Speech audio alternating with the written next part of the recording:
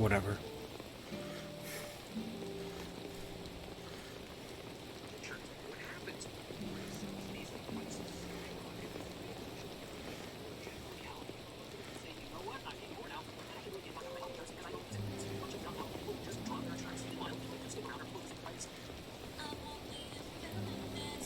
Ooh!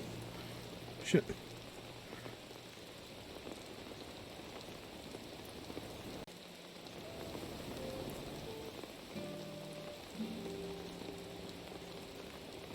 You can tell I've been listening to a lot of hot takes about the two big events going on in the world.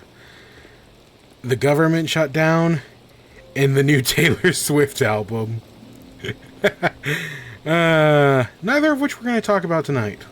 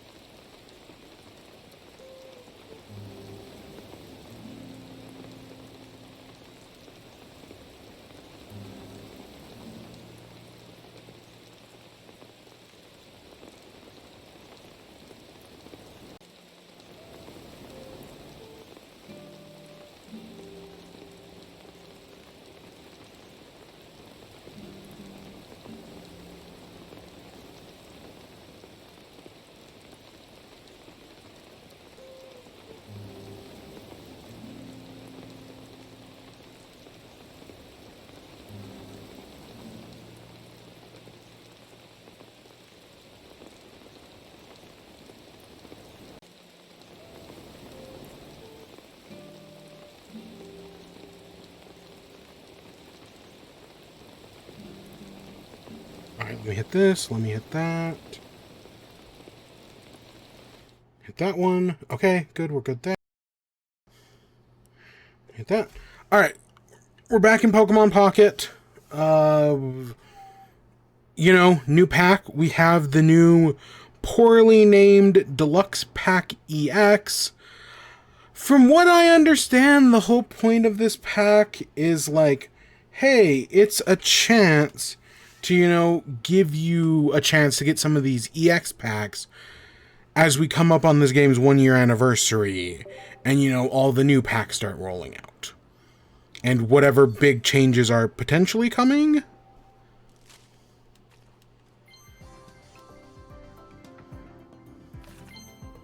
It doesn't sound very... Oh, I never had a leaf cape, really? So that's my understanding of what these packs are supposed to be. Specifically for me, it's a chance to, like, pick up some of the cards I'm missing from the other packs.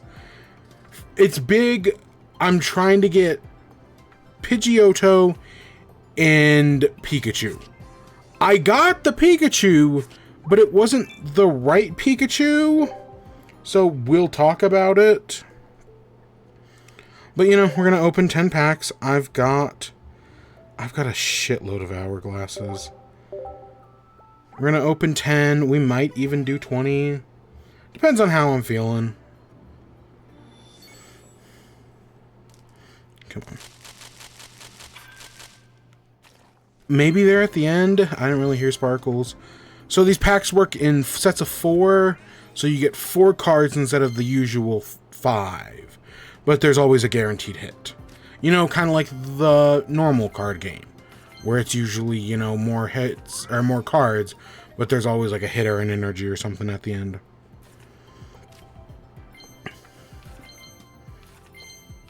I know, I've already seen Purple Cliff open this pack.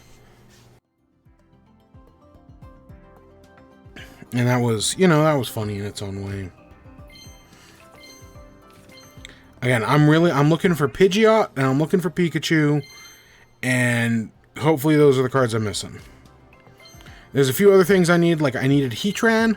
Guess what? I got Heatran. I think that counted. I don't know, I guess we can double check. Oh! Oh, look at that card. That wasn't in the Purple Cliff video. Ooh, that's cool. Not that Pikachu. I don't need the Chonkachu. Green Kakuna, Silvally, Corphish, Muck. Oh, I didn't have that Muck, really? Interesting. Here it is. Okay, we did get the illustration, animated. I don't remember what they're called.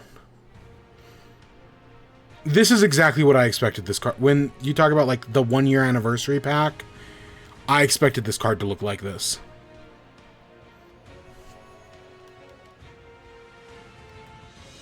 Maybe that's why I don't hear my volume is so low. We've gotten some cool packs. We've also gotten some dumb ones. But we've gotten some cool ones. And yeah, I think that looks pretty cool at the end there. Okay, I'm glad I got that one. You know. And nope, no God pack for me.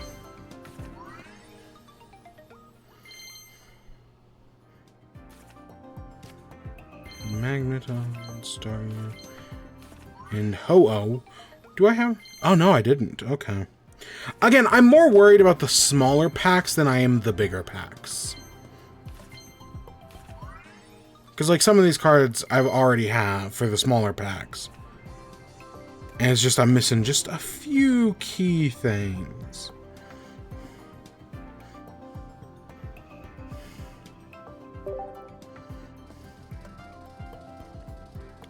And then the amount of cards in this set. Oh my gosh. It is 300 something. 353. From what I understand, like you can see right there on those rallets, it counts the foils as different cards. So like that's maybe how that number got so high. It is weird though that like the cards that were in other packs don't just automatically count for this one. If you want to get a card in this pack, you have to get it again. That's kind of weird. Like, I kind of wish it worked different. You know, it didn't work like that. Alright, let me check. We're probably going to open another 10. I don't know, I'm going to check my hourglasses. But again, I'm looking for this Pikachu right here. And let's see, do we have the Pidgeot? Yeah, Pidgeot. Not Pidgeotto. Alright, let's try to pull a Pikachu, shall we? Custom. Let's do 24.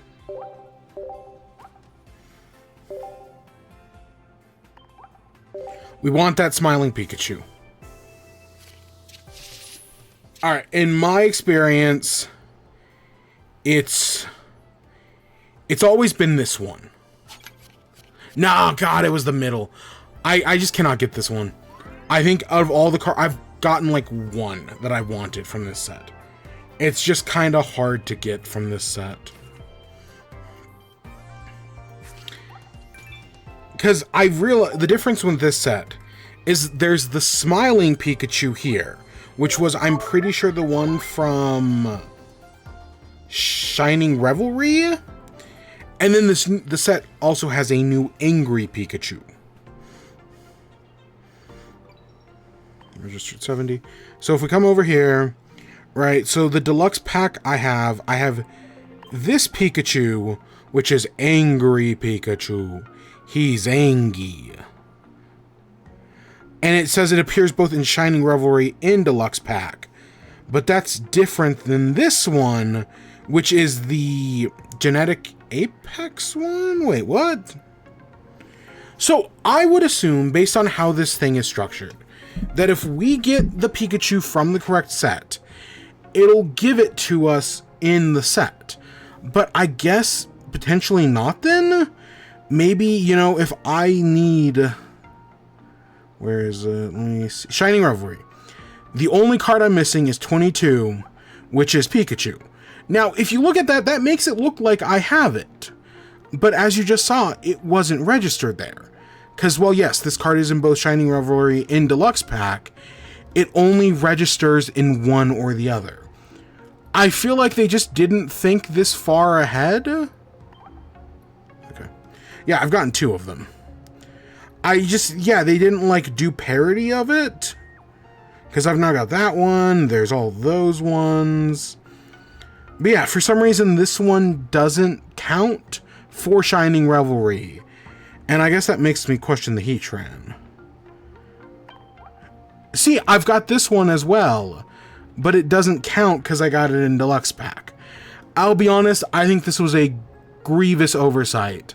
Like, I feel like part of the appeal of the... Because these cards, you know, the silver border ones...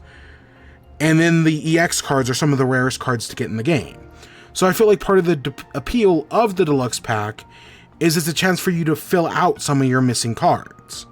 Even though, you know, not all of them are available, like this Tyranitar. So that, you know, that actually kind of sucks. I was really hoping to use Deluxe Pack to, like, fill out all my missing spots. But clearly that's just not gonna work. So yeah, I'm actually kind of a little disappointed in Deluxe Pack, I guess you could say, because I want that parody, and for some reason it's just not there. All right, let's open a few more. So even though my dreams will not be, you know, sedated or whatever, I guess we should still open a few more.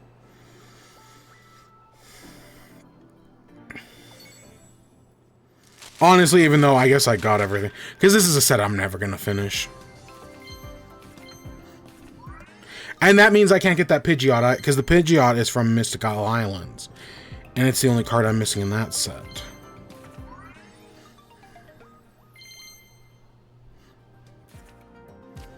That kind of sucks. Come on. Alright, Giratina.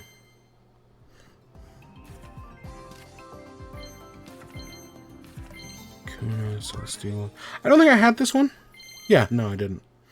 Solgaleo. Is it Solgaleo or is it Solgaleo? I would assume it's Solgaleo from, like, Galileo, but knowing Pokemon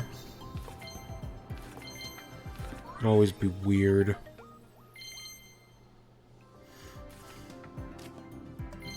Oh, look at that Magerna.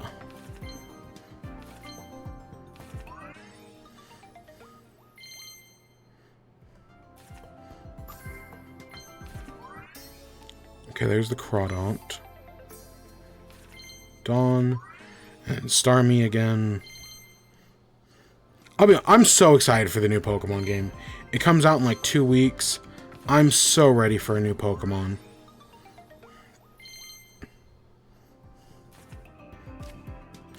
Oh, we got the shiny. Oh, that's so cool.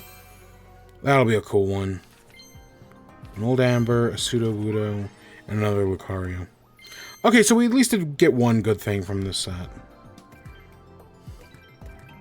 Yeah, overall, I wouldn't say that was too impressive, honestly.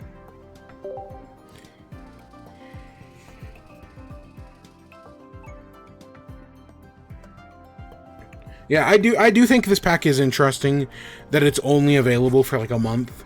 I would not be surprised if they bring it back at some point. Because part of my worry is that they're going to start phasing out other packs. Like, as time goes on, you know, we're going to see less, like, they're going to start being like, oh yeah, Genetic Apex, you're gone. But I guess we'll just have to wait and see. I'm surprised I didn't get any of these ones. Like, they look like pens, like in a pen set. I'm surprised we didn't get a single one of those. I guess that just shows you how rare they are. Yeah, limited time, 1 rare or higher. I want to say it goes until the end of the month. Doesn't say that anywheres, but I would bet it goes until the end of the month.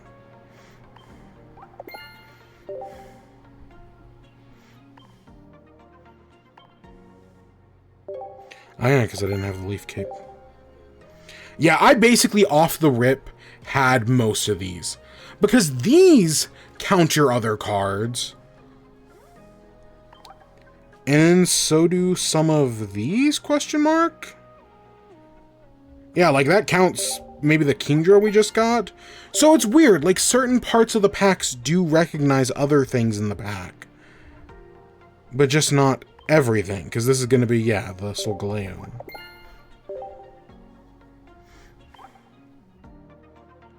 And I want to say the Shining Revelry one. Yeah, this one is complete, even though it's not marked complete in the set. How weird. Because, yeah, here's literally the Pikachu set. With all the different Pikachus. God, and we still got stuff to open. Just keep finding more stuff. We got another one somewhere in here. We got two more.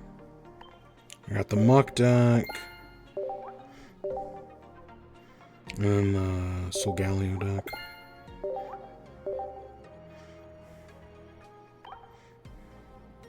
And, oh gosh, Genetic Apex, really? That's the first set.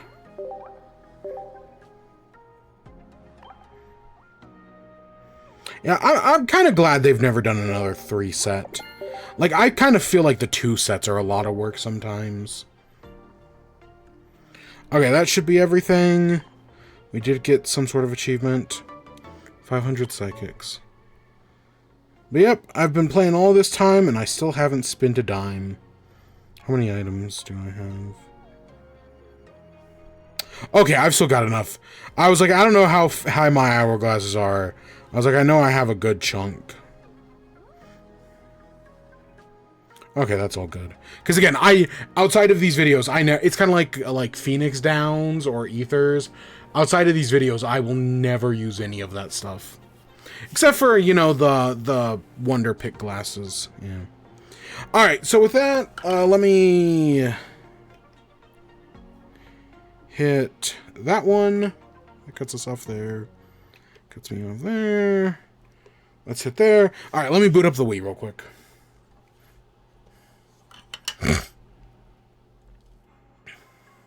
Oh. Yeah, okay, that's kind of what I expected.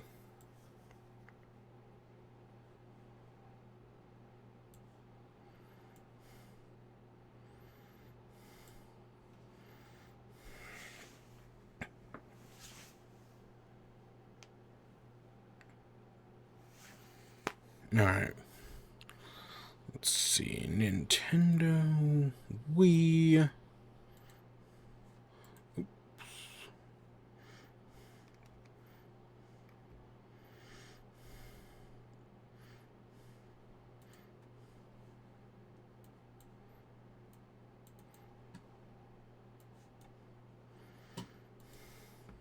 Alright. There we go. We should.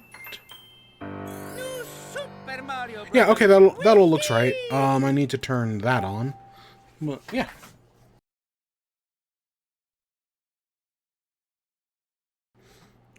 So, I'll be honest. I have not played New Super Mario Bros. Wii since it released back in, like, I want to say 2010. I can't remember. I want to say this game came out before Galaxy. But I can't remember if Galaxy was Galaxy 2, I mean. This came out before Galaxy 2. And I have not played it since it released. 2009. Okay, it's actually a year earlier than I thought. I remember playing this with my family. I bet my actual save file is over on the Wii U, but we are playing on the OG Wii. Today is Peach's birthday. I know for a lot of people, the new Super Mario games kind of became stale and uncreative after a while. Like, they definitely perfected their formula, but their formula, after 4 games, it was just kind of generic. At the time this game came out, I hadn't played New Super Mario Bros. DS. I did eventually I actually got a copy from a cousin who had New Super Mario Bros. DS and gave me their copy. Yeah.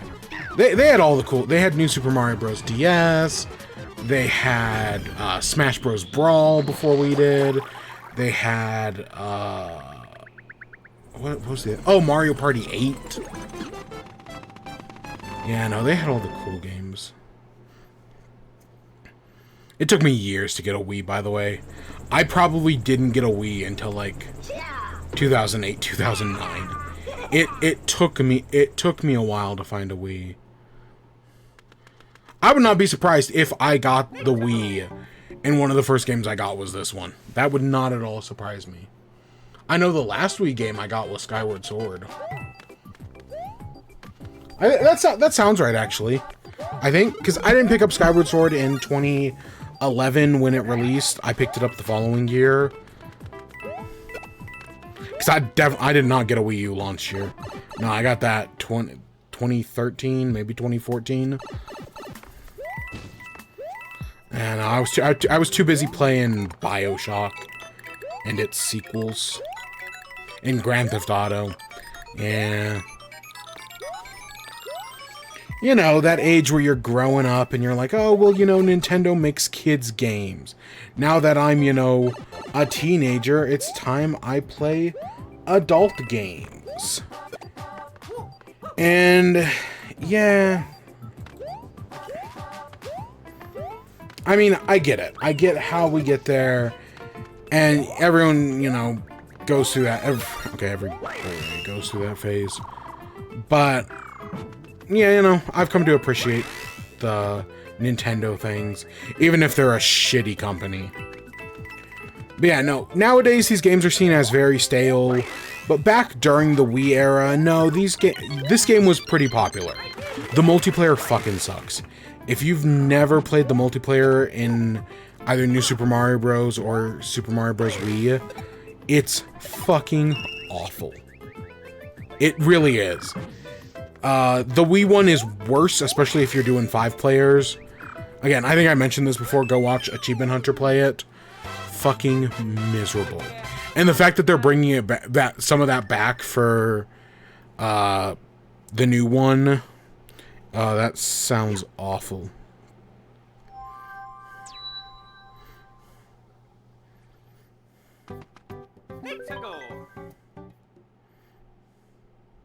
Okay, October 29th is when the Deluxe Pass ends. Okay. Yeah, no, I remember playing it with, like, my father and my brothers back in the day. Which character did I play? I have no idea. I might have been a Mario guy. Because, like, the later games, or at least New Super Mario Bros. U lets you pick your character, or at least the Switch version did. This one, nope. First player is always Mario, and then second, third, and fourth get to choose who they want to be. Yeah, Nintendo was still in the era of first player is Mario, right? Obviously, everyone's gonna want to play as Mario. He's the protagonist. Who even gives a shit about Luigi? Yeah, they were still doing that up until like 2017.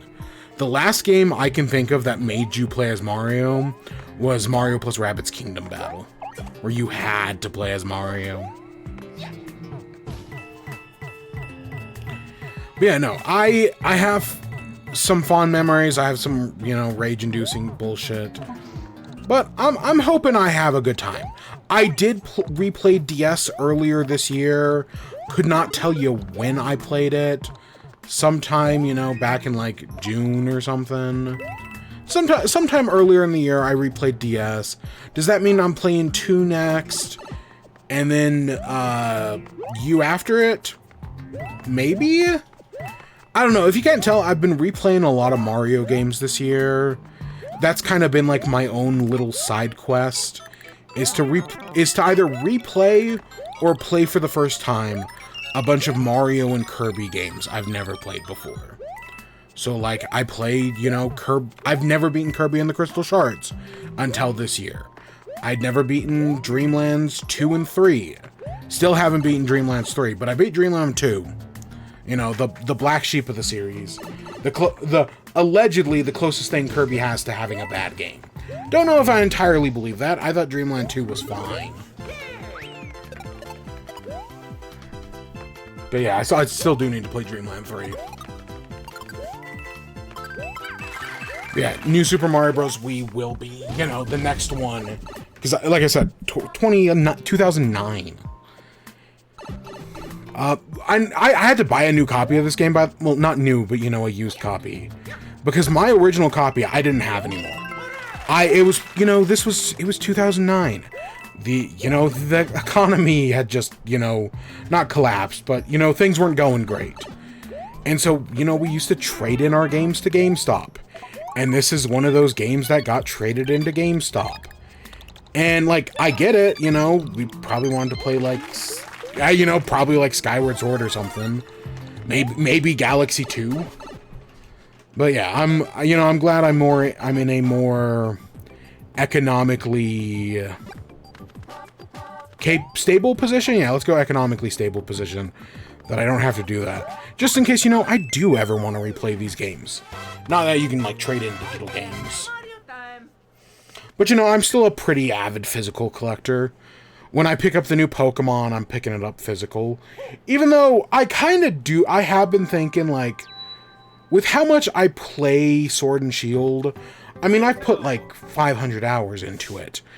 I could probably buy it digitally. Because, like, the next Smash Bros., I'm buying digitally. The next Animal Crossing, I'm buying digitally. I bought New Horizons digitally. Don't regret it. The next Splatoon, I'm buying digitally.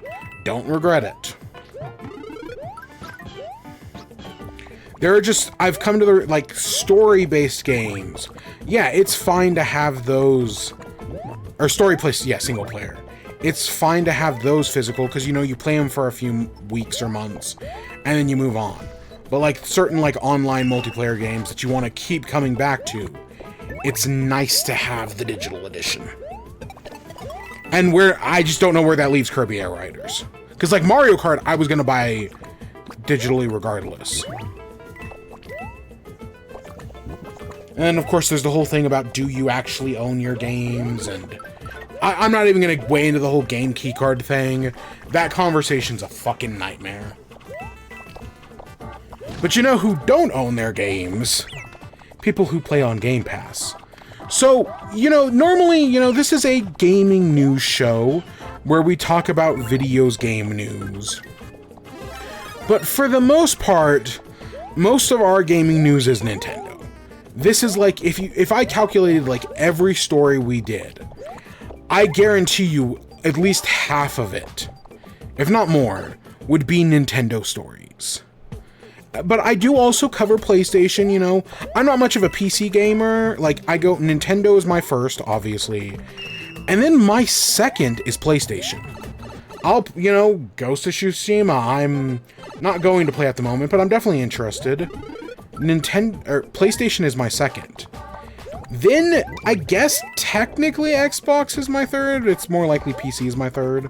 Because I just don't have, my computer's okay, but it's nothing amazing. It needs more storage. I know I've said that before. God, I need more storage on this thing. But, like, outside of that, I don't really play many PCs games. But I do technically have an Xbox. Like, I've got investment. I just don't really play that much Xbox, My Xbox was primarily a Starfield machine for, like, in the year I got it. Because, I'm one of the, like, dozen people who like Starfield. And then after that, I haven't really used it much. Sure, one day I'm gonna play Indiana Jones, and one day I'm gonna play Outer Worlds 2, question mark? I think that's right. But for the moment, I'm not playing anything. But, okay, so even though I'm not a big Xbox guy, I have talked a lot about Game Pass. And we actually have a big Game Pass update. That's our big news story. Is, in the past, I've called Xbox Game Pass, and I'm not the only one. Like, I definitely got this from, like, Kinda Funny, or Paris Lily, or somebody else. That, Xbox Game Pass is the best deal in gaming. I've completely agreed with that sentiment. May not be anymore. Xbox Game Pass may be the old best deal in gaming. But that's our big Xbox story. But the other two stories we have as well are both Xbox related. Xbox has just been in the news this week, and Nintendo and Sony just kind of haven't. Sure, is there like a rumor that like Sony's redesigning their DualSense controller? Did Sony and Nintendo both release a game this week? Because I think Ghost of Yotei came out this week. Maybe it comes out next week. I don't remember. You know, is this stuff happening? Yes, but none of that's really what we talk about. No, these are the kind of Xbox stories we talk about. So we're going to talk about all that. And yeah, I don't know how long we're going tonight. We could talk about this Xbox story for a while. It may just take us like 10 minutes. My goal, I don't think this game is that long. My goal is to get like, maybe like halfway, like 4 worlds. But if we only do like 3 or, you know, 2 or 3, I think that'll be fine. I don't know, I'm just gonna kind of play it by ear. I don't plan on using any of the pipe skips. I know they exist. I know you can get through this game pretty quick. I just don't know where any of them are. And if it came time to be like, oh, use the pipe skip, I wouldn't, the cannon skip, I guess. I wouldn't even know where to begin doing the cannon skip. It's just, it's been so long. Oh, I'm surprised there was nothing up there. Yeah, let me get a drink. Oh, maybe I'll talk about that in Misc.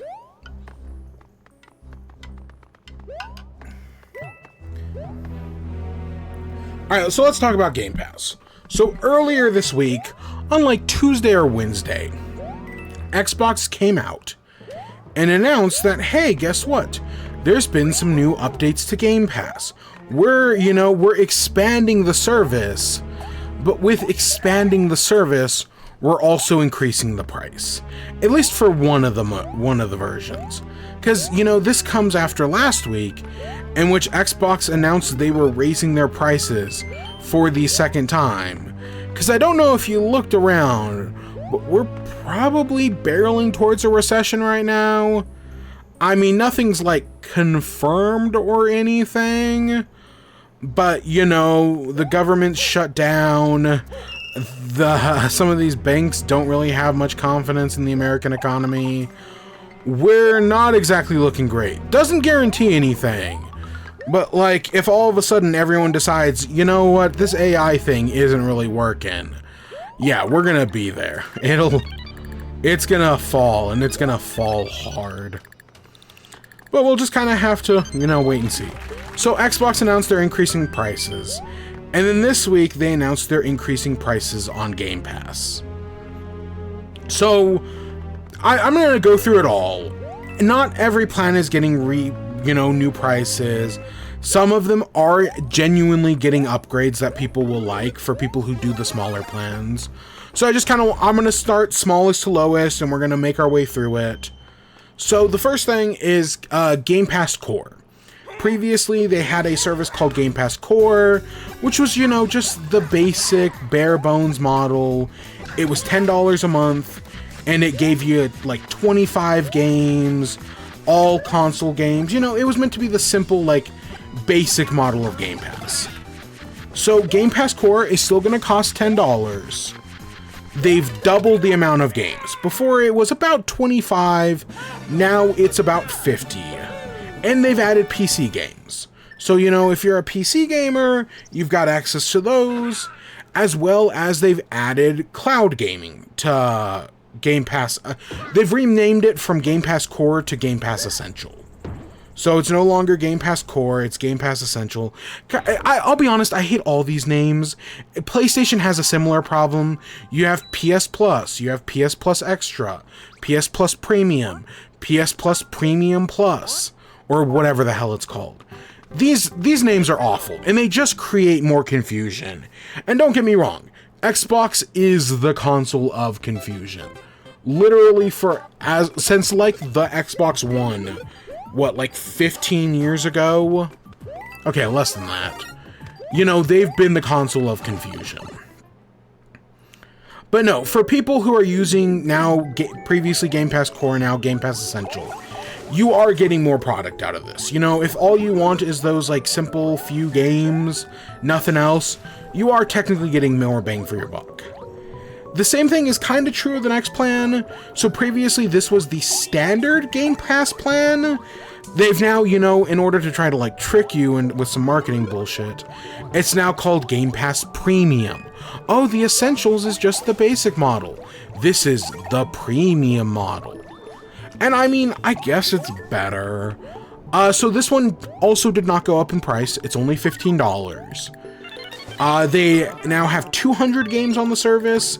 Admittedly, I don't know how many games were on Game Pass Premium previously. Literally, the article I got this all from didn't say.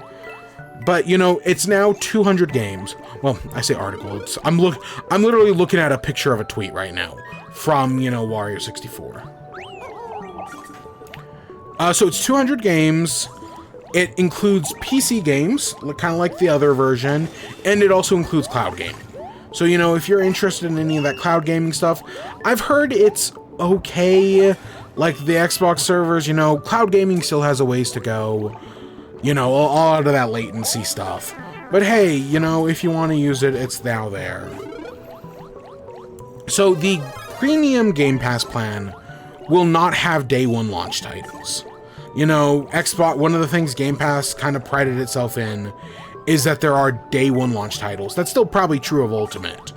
But for non-Ultimate, there are no day one launch titles. However, they do plan on putting Microsoft published games on Game Pass Premium within a year of release. So like that new Indiana Jones game is probably not on Game Pass Premium, but come this time, December, it will be on there. Because the game came out in December of last year. Or, you know, it might potentially be on there right now, I don't know.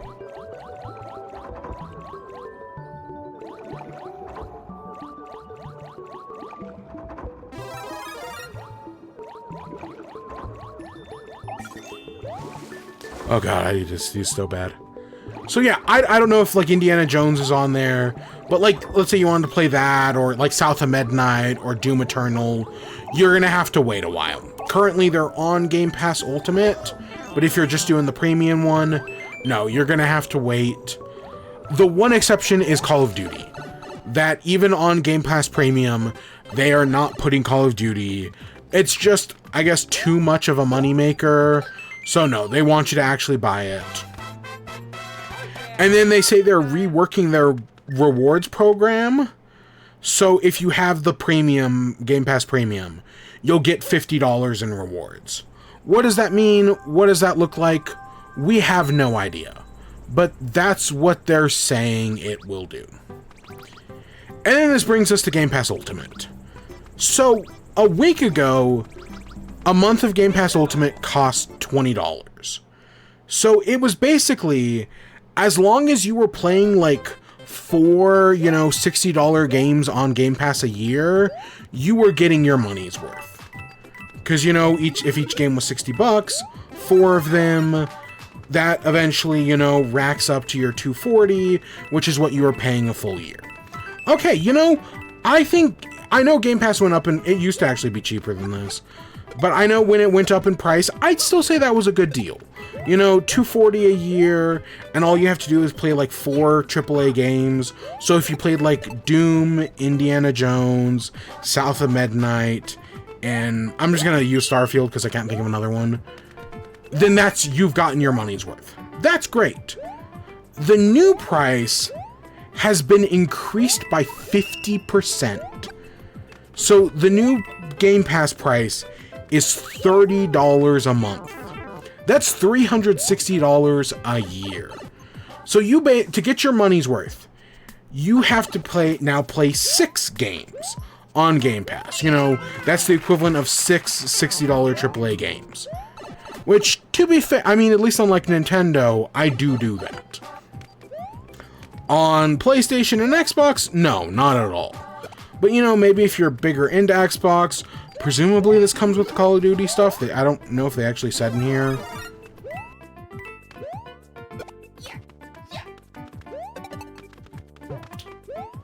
All it says is that Game Pass Ultimate comes with 400 games that includes partners. So, you know, stuff like Silksong is included in that. But yeah, for a lot of people, this, you know, $10 doesn't seem like a lot, but when you put into that comparison, you know, you used to be paying $240, now you're paying $360 a year. I mean, that's a switch. That's a full, that's what, an OLED? I think the Switch OLED was like $350. That's a full console right there. That you're, to be fair, if you're buying 6 AAA games a year, that's basically the same price. So, while I'm not going to say Game Pass is like the worst deal in gaming, I don't think it's like a total ripoff. This has definitely hurt its value a lot. I have had Game Pass in the past, years ago. I haven't had it in years. I liked it when I had it. I played a lot of, good indie games on it. You know, games like The Pedestrian, or Cardo, or what was the cloud one? Rain on Your Parade. Games I probably never would have played, but they were indie games on Game Pass. So of course I gave it a shot. So yeah, this new price is just a lot harder to defend. I don't think it's the worst, I don't think it's completely ruined everything, but it's now made the situation a lot more complicated. And if people are canceling their Game Pass subscriptions, I don't entirely blame them. We'll talk about it. Other things, I guess as of the day they announced this, because they have to justify this new price. So what are they doing? They've added 45 new games to Game Pass. What are those? I don't know. But they've added 45 new ones, according to them. They plan on doing at least 75 day one releases a year. And you know what? To be fair to Xbox, again, I'm no Xbox glazer, mind you. Even though some of this might sound like I am, I'm definitely not. Definitely not. Xbox has actually been good at putting out AAA games this year. When it comes to first-party AAA games, Xbox has actually been doing really well. Especially compared to, like, PlayStation. The only PlayStation first-party game I can think of this year was Ghost of Yotei. I'm sure there was another one I'm forgetting, but the only one I can actively think of was Ghost of Yotei. Xbox, meanwhile, Doom the Dark Ages, South of Midnight, the Indiana Jones DLC, they have the Outer Worlds 2 coming out here in a little bit. There's, I'm sure, another thing I'm forgetting. Xbox has actually, there was, between probably February and June, Xbox was putting out some sort of first party thing a month. Kind of like, Nintendo usually tries to put out one game a month that's first party. Either it's a DLC or a new first party thing or a remake. Nintendo tries to do something every month. Xbox, for a while there, was doing something every month. And they've still got they've got a Call of Duty this year. They've got Outer Worlds 2. They've got some other stuff that I can't remember. Xbox has actually been, it took them buying up all these different studios. Oh, Keeper's the Lighthouse game from Double Fine. Sure, are some of those games also coming out on PC and PlayStation? Definitely. Like Gears of War came out on PlayStation. There's another one that's coming out on PlayStation soon that I don't remember. Flight Sim. Flight Sim's the other one. They're definitely putting out games on PlayStation. And everything also comes to PC. But I don't think that's a bad thing. I know some people will be like, oh, well, that means they're not exclusive. And, technically you're right, but they basically feel like exclusive. They're marketed as exclusives. It's just Xbox isn't in the business of console exclusives anymore. Their horizons have been broadened.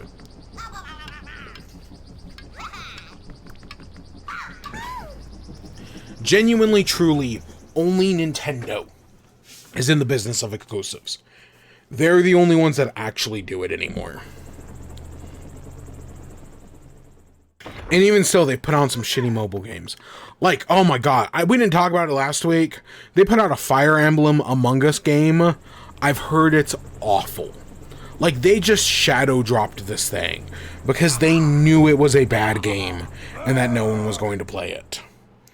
Like, fuck, man.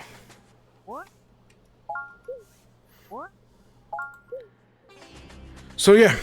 What else? The Xbox Game Pass has, Ubisoft Plus Classics. You know, I think Xbox Game Pass has already kind of had Ubisoft Plus, but they're gonna have more stuff from Ubisoft. And now Game Pass Ultimate comes with, Fortnite Crew.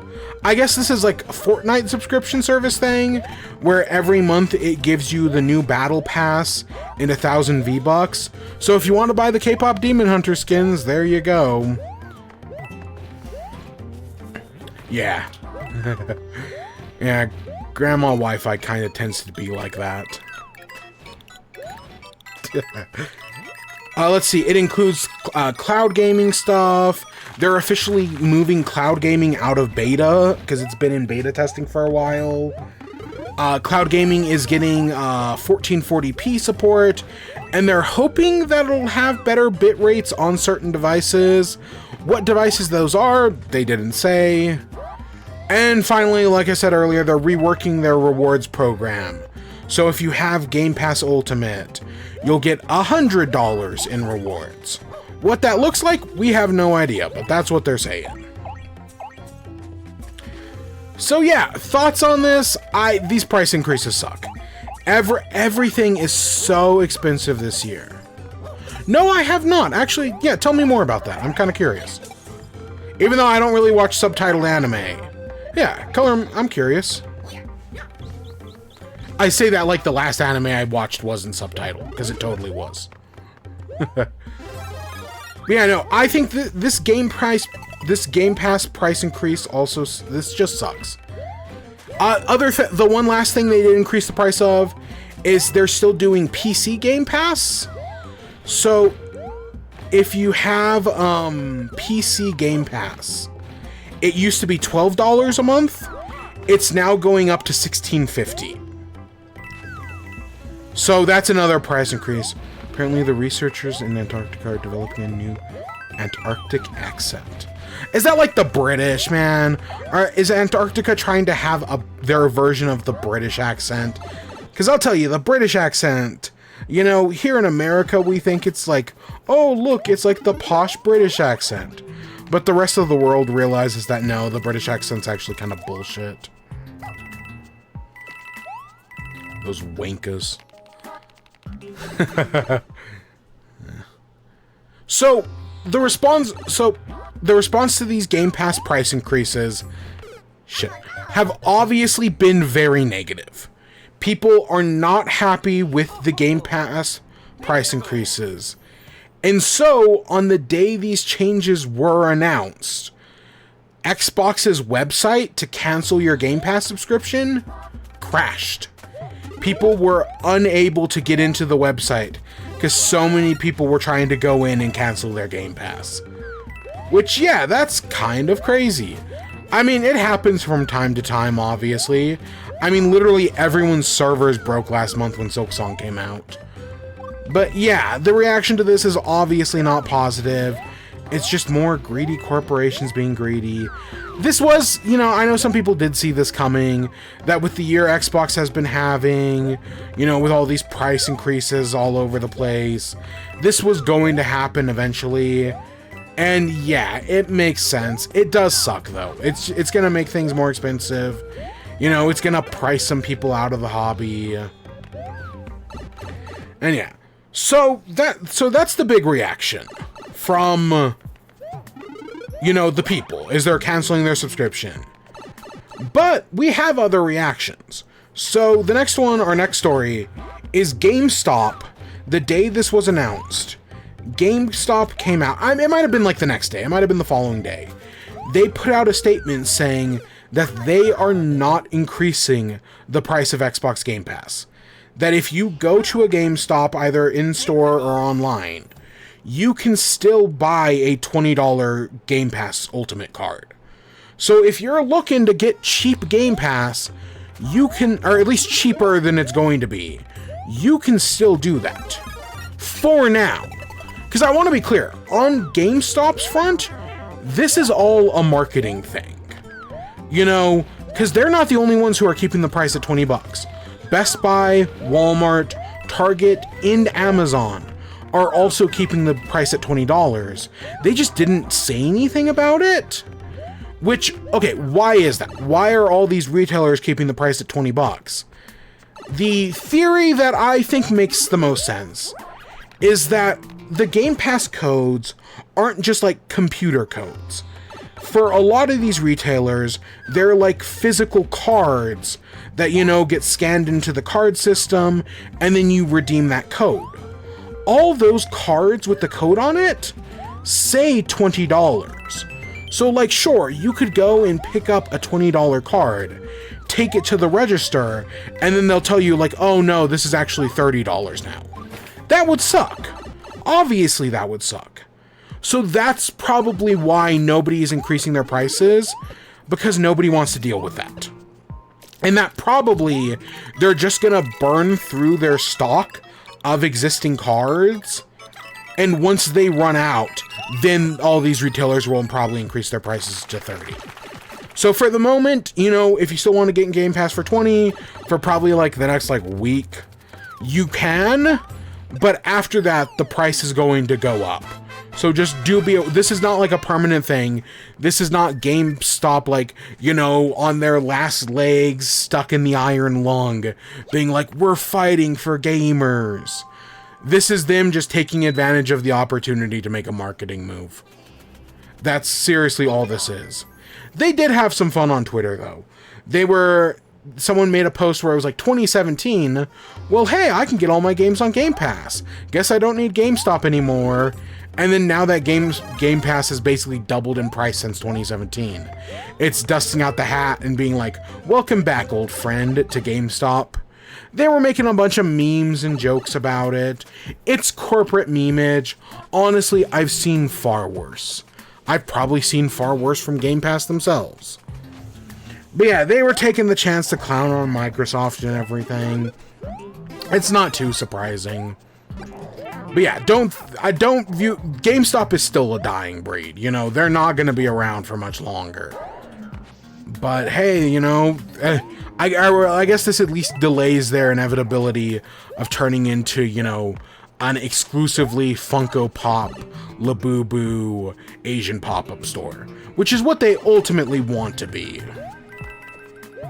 I don't know. I even mentioned last week, I went to GameStop for the first time in years. Last week to try to get those Pokemon codes that were all just sold out. You know, or not sold out, but you know, they just didn't have any. Because yeah, that was a fucking mess, by the way. Yeah, still mad at GameStop about that. Don't let this be like, oh, hey, look, GameStop now's got some goodwill. No, that Pokemon thing still sucks, and they're still completely at fault for that. Man.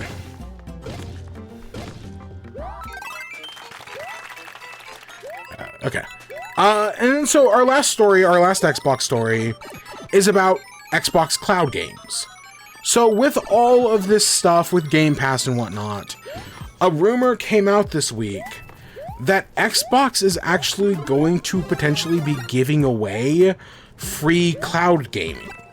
So, you know, currently if you want to use cloud gaming, you have to do it, you know, you have to have Game Pass Ultimate or PC Game Pass. You know, you have to have one of their subscription plans. But allegedly, they're working on a new program. Currently, they're just like internally testing it. They're going to be doing a beta test this year. But for certain people, you will be able to get free Game Pass. Or not free Game Pass. Free cloud streaming. But it comes at a cost. Allegedly, you will be able to play video games through the cloud. But you will have to watch ads first. You'll have to watch like 2 minutes of ads, and then that unlocks like an hour of gameplay. You can do it basically like once a week, 5 times a month, and it'll let you, you know, they'll do some pre-roll ads, you'll get to play some video games, and then, you know, after your time comes up, of course, you know, if you want to get Game Pass, you get unlimited cloud gaming. It's, you know, the first hit. That's what they're doing. It's like, oh, you get an hour of cloud gaming a week, and that's your first hit, till you eventually, you know, cough up and get the subscription service or not. Or you're like me with Pokemon and just do nothing with it. But yeah, so allegedly you'll be able to stream the games you own, some of the games you own. It's not going to be all of them, but like, probably like, oh, if you own Minecraft, you'll probably, you know, you'll watch a minute or 2 minutes of ads, and then you'll be able to stream some Minecraft to your like phone or whatever without having to like do anything. But allegedly they're also going to be doing like free weekends. So like certain games that like, oh, like this week they're giving away like Doom 20, not giving away, but they're doing like Doom 2016. So like for this free weekend, you can use this Xbox cloud gaming service and you can play an hour of Doom for that free weekend to, you know, try out the game on cloud streaming. It reminds me of, I don't know if you've seen, is it Roku, the Roku channel that does that? Where you, like, you can watch the movies you want, but you're like bombarded with ads. Admittedly, 2 minutes of ad does not seem as bad compared to like some of these streaming services.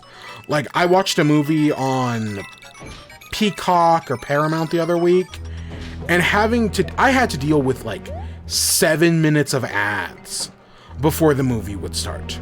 That fucking sucked.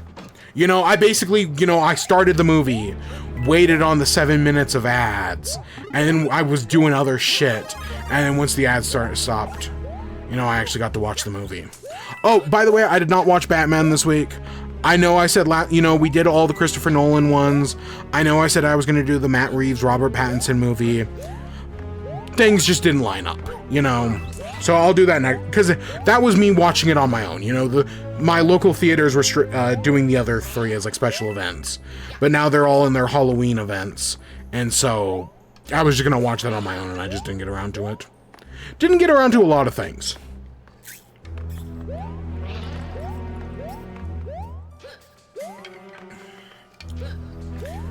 So yeah, this Xbox cloud streaming, it's something I would never use. Like, obviously, I don't need something like this. But I'm sure some people will check it out, you know, see how good this free cloud streaming is. Yeah, I did. You know, I compared it to the British accent, and how, like, the British accent's made up, and it's stupid. Because British people think they're smart, but they're actually just seen as a bunch of hobknockers. Or whatever the stupid bullshit is. Because, man, like, things may suck right now in America, but man, fuck the British still. Nope, I will fully support the Irish. Fuck the British. Yes, they are French. I don't know, France is a nice place with some good food. It's just the people are dicks. Whereas in Britain, I don't know if they have any redeeming qualities. Northern Irish or British. Yeah, and I have a dream that one day they won't be. You know, I can dream. Same thing with the Scottish. I have nothing against the Scottish, and have a dream that one day they will be free from their oppressors. France is a third world country, bruh. Bruh, we're a third world country. I don't know if you've seen all this stuff going on with our healthcare. We're a third world country.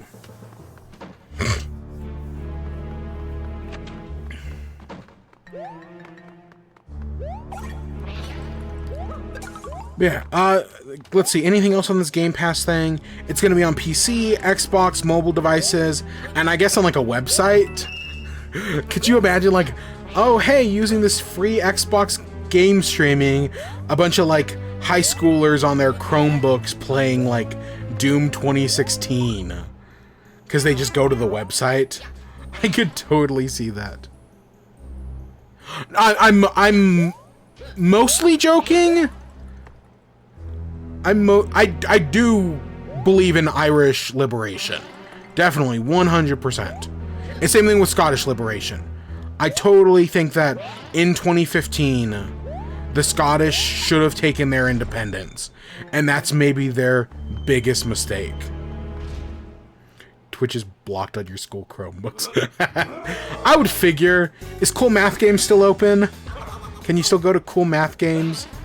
Because back in the day, you know, we were in Spanish class, and our Spanish teacher would take us to the computer lab, and instead of doing our stuff, we would just go on Cool Math Games and play like Papa Louie's Pizzeria.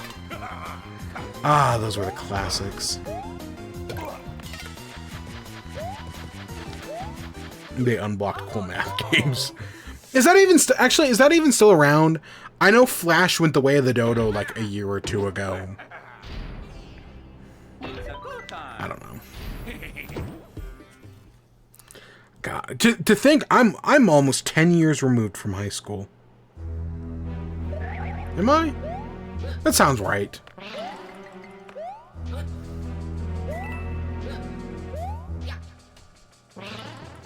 Just HTML5 games now. Man. You know, I got a high school reunion to go to.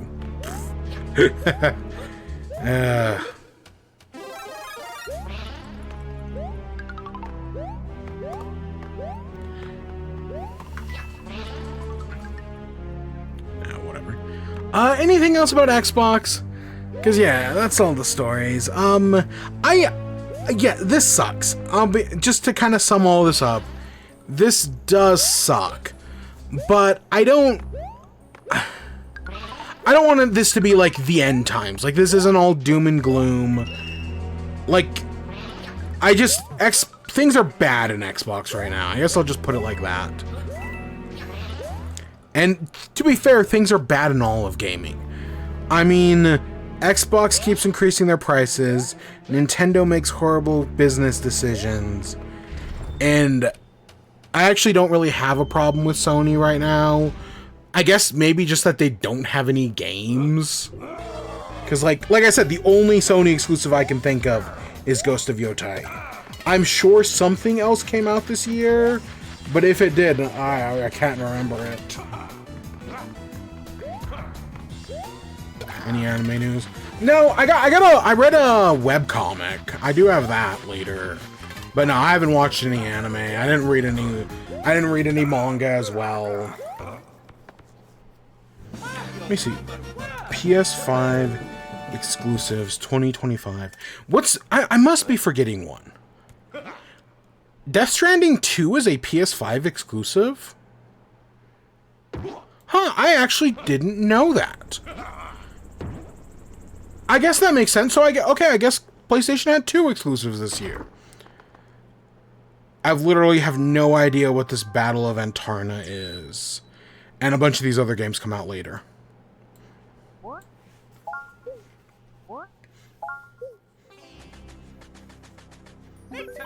For a second there, I forgot we were in the castle. And was like, wait, did we just finish the second world? I completely forgot. So yeah, I think that's all the Game Pass news, you know. But yeah, no, right now everything in gaming kind of sucks. Not that the games are bad, mind you. The games are better than ever, especially in the indie scene. Holy shit. It's just everything else kind of sucks. Yeah, no, the games are fantastic.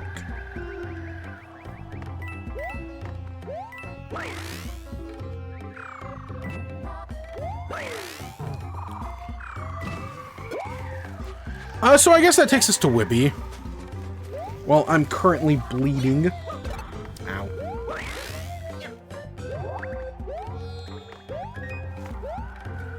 Yep, that's blood.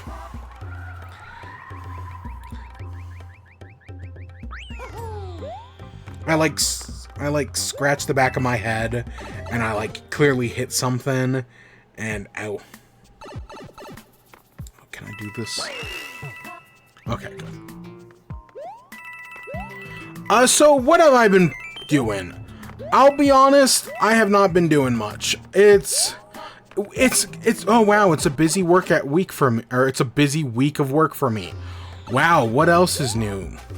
Like, No, I played a little bit of Silksong, not nearly as much as I wanted to. Didn't play any didn't watch any anime. Like I said, I read a webcomic. I was gonna read some Batman, and I didn't even get around to it. I have not listened to the new Taylor Swift album. You know, I do enjoy myself some T-Swizzle, and I know every big new Taylor Swift album is like a big like event, but I just didn't get around to it.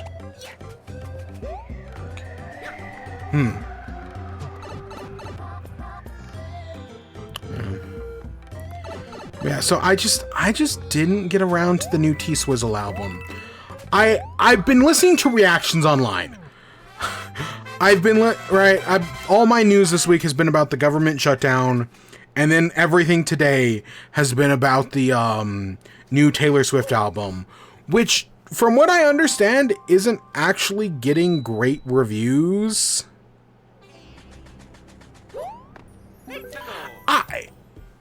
It depends. It depends. Because some old Taylor Swift, like Taylor Swift's like first two albums, I don't really care for, or at least I don't go back and listen to them. Like, you know, like the only song I can think of off some of those earlier albums is like You Belong With Me, which is like a nice guy wigwag song. And Red had some bops, but like for me, yeah, 1983? 1983 is the album, right? I hope that's the right album. That's a great one. I like... 1983 is great. Or 1989, not 1983. I just couldn't think of the name. Katy Perry. Katy Perry, I feel the exact opposite about. I think Katy Perry's like first album or two are really good, and then she just completely fucking falls apart. And outside of like Chained to the Rhythm, which I don't think is a good song, but I very much enjoy, I think everything Katy Perry has done in years is awful. Yeah, no. But yeah, so I like 1989, and then after that, Reputation sucks. Lover is just Reputation in Care Bear colors. Teenage Dream is fine. I just don't really find myself ever going back to listen to it. Because, you know, I'm not a teenage girl. Not that there's anything wrong with people who do like it, it's just, you know, I don't know, I haven't listened to it in years. Yes, the first, like, 2 Taylor Swift albums. Or the first 2 Katy Perry albums were great. But after that, you know, things kind of sucked. I might have just mixed up stuff there. Whatever, you get my point. And then, so, Taylor Swift, I didn't like Reputation, I didn't like Lovers, and then Folklore. Folklore was a I think Folklore is Taylor Swift's best album. It's my personal favorite. I still put it on every once in a while. I think it's fantastic. Evermore is okay. And then Midnight's, I love Antihero is my favorite Taylor Swift song. No question about it. I love Antihero so much. The rest of Midnight's, it was just okay. You know, the rest of Midnight's was okay. And then I didn't really care for Taylor Swift's Tortured Poets Department.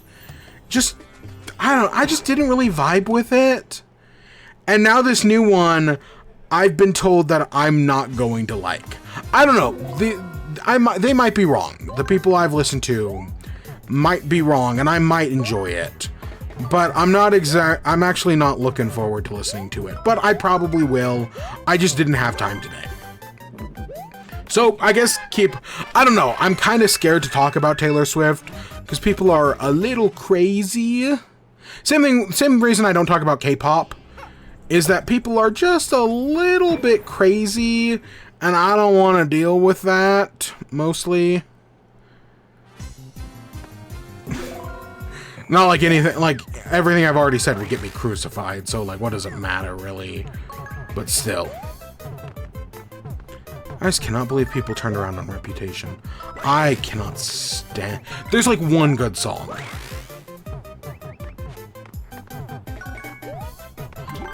I didn't disable them. I never had them enabled. At least as far as I know.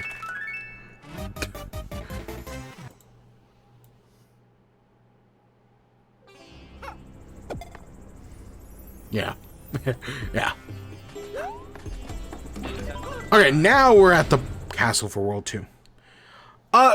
So, long Taylor Swift rant aside of how I will eventually listen to an album I'm not exactly looking forward to, because I might like it, but I also might hate it.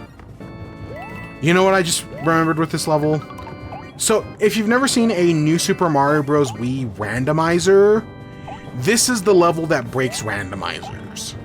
Because you have to do it in a certain order, and for some reason, it just doesn't go in that right order. Like, in randomizers, this level completely breaks the game. Yeah. Faux Franks. Can I be on... So, fun fact, either last week or 2 weeks ago, I actually celebrated my 15-year anniversary of doing YouTube. And kind of like the 10-year anniversary, I'm kind of thinking about changing the channel name. I'll be honest, like, at the time, I was just looking for something unique, right? When I changed the channel name for the 10-year anniversary, I was kind of like, you know, I want something different. I want something a little bit more interesting, because the old one we had, like, it had numbers in it and everything. And so I was just looking for something different. But now, you know, 5 years later, I kind of hate our current name. Like, it's my... I don't want to say it's my biggest regret, but I definitely do regret it. And I'm kind of like, oh, well, you know, I'm not like, I'm no Rooster Teeth or Achievement Hunter, where they became so big they couldn't change the name. No, I've got, like, nothing. You know, I've got a few thousand subscribers on YouTube. I could totally change it. I just hate it. I just hate it, man. I think the name is kind of messy. It's kind of sloppy. It doesn't exactly flow very well. The only reason I didn't change it with the 15-year anniversary is because I couldn't think of a better one. I couldn't think of anything better, or else I definitely would have changed it. Brand recognition. I mean, again, with a channel of like 2,000 subscribers, most of which are inactive, that doesn't really mean much. When you're the only person who comes in Twitch chat regularly, that doesn't really mean much. I just hope you'll be able to find me again with the new name. I don't think this is anything I'm going to do anytime soon, but I'm definitely, like, when I realized, like, oh wait, I've been doing this for 15 years, I started thinking about it again. And just how much I fucking hate this name. Because I do hate it so much. I just can't think of anything better. I don't know, I guess I could permanently revolve myself into a marble. Like, just imagine, I'm now the marble VTuber. That's what I become known for. Wouldn't that be funny? Like, I don't do you know, I still play. Everything's the same, you know, the podcast, the content. But I'm just now a marble instead of anything else. That'd be a really funny. I'd have to get it, like, not animated, but like, you know, like, imagine if I get the marble to, like, track facial movements. Now, the name I don't hate is WIBE. I know WIBE doesn't exactly, like, it's weird, but that's what I like about it. You know, like, yeah, WIBE is kind of a weird name, but I kind of like that. I'm sure in a few, like, by the time we get to season 10, I'll fucking despise it and regret ever naming it that. But that's the one name I do like. I liked it a lot. And Chat was also a decent name, but it was kind of generic. To be fair, WIBE's generic as well, especially for like, you know, gaming news stuff. But, you know, we talk about a lot of things other than gaming. Speaking of which, you know, we got 2 food things. I got a Burger King thing and a Wendy's thing. I went to the dreaded Burger King and I went to the decent Wendy's. And so, yeah, you know, we got a few that. We got 3 video games things. I got a webcomic. I feel like, you know, WIBE's kind of generic enough that it can fit everything, but not too generic. I do need to get a logo, though. Because right now, if you go on the YouTube channel, I'm just using the Pikmin logo from the Pikmin stream. I do need to get, like, an actual, like, podcast title. Like, to do, like to get some actual, like a proper name, like... I don't know. I don't know what it'd look like, but I need to do something at some point. But I guess that'll be a Season 7 thing. Because we've only got 12 episodes left this season. That just kind of hit me. That, you know, this is episode 40. We've only got 12 more episodes this season. Before we're now on to... I don't know, because usually I do a year per season. That's kind of how I've done things since, what, Season 3? Back when we were in chat. That's probably what I'll continue doing.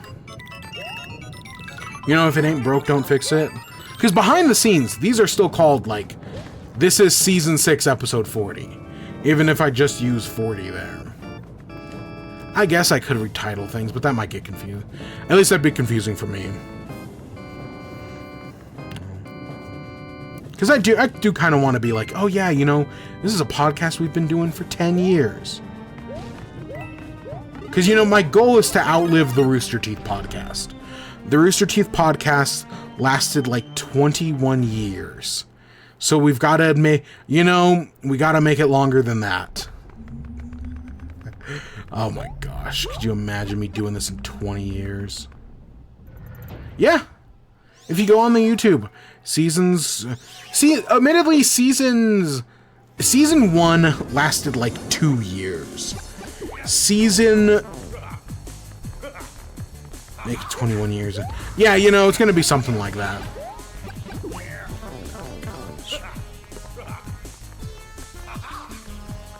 Yeah, Season 1 lasted like 2 years. Season 3 lasted like a few months, or Season 2 lasted a few months. Season 3 was like half a year, and then since Season 4, it's been, you know, 52 episodes a season. It's just, season starts first week of January, season ends last week of December. That's it.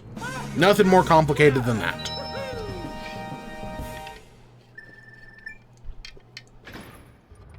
This ain't like Fuckface, where I randomly decide, oh, I guess this is the end of Season 2, and then like 7 weeks later, oh, I guess this is the end of Season 3, and then we just move on. Because no, seriously, they did do that. Fuckface did a thing where like their like second or third season only lasted like 7 episodes. And they're like, you know what, let's just move on to the next one. This season's clearly a wash after only like a few episodes. I don't know, I guess I could, behind the scenes, do the season thing, and just keep, like, the internal number the same, so this is, you know, so we get to, it'd be, like, Season 7, Episode 1, but it would be, you know, Episode 53. I guess I could do that, just for, like, simplicity's sake, and maybe just put the actual season numbers in the description. I don't know. I don't know, man. 15-year, you know, anniversaries make you think of stuff like this.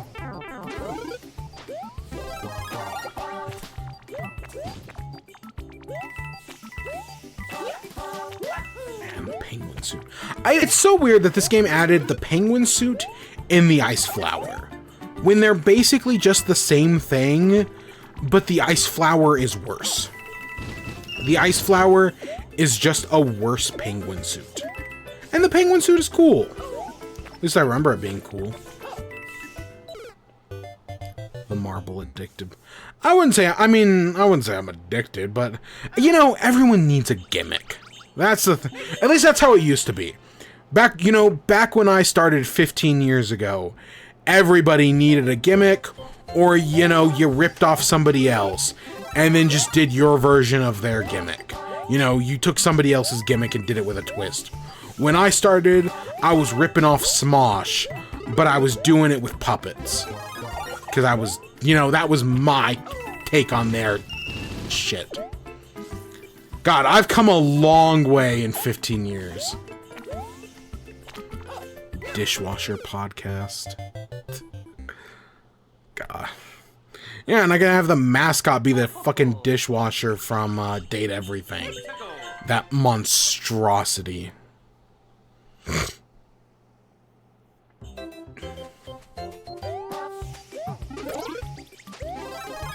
I don't know, one day the perfect name's gonna hit me. At least I hope it does. Because I'll be, like, when I originally changed the name during the 10-year anniversary, like, Fulcrum wasn't even the original name. God, just sounding it, I hate how it sounds. Fulcrum. Ugh. Yeah, no, I hate the name so much. Yeah, no, that was like because the other two names I wanted to use were taken. Because that's the problem with being original. I just don't want a name with, like, numbers in it. That's the big thing. That was my initial problem, and I don't want to do that again. But God, that was many years ago.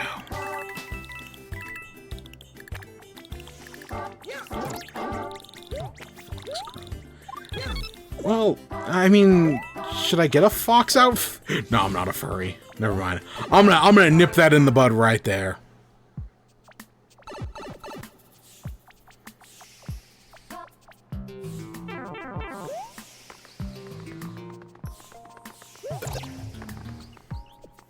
I've already fucked this up. Yeah, no, that was a complete waste.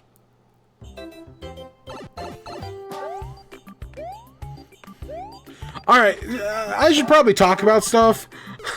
It's been like 20 minutes, and I've just kind of been... I've been yapping.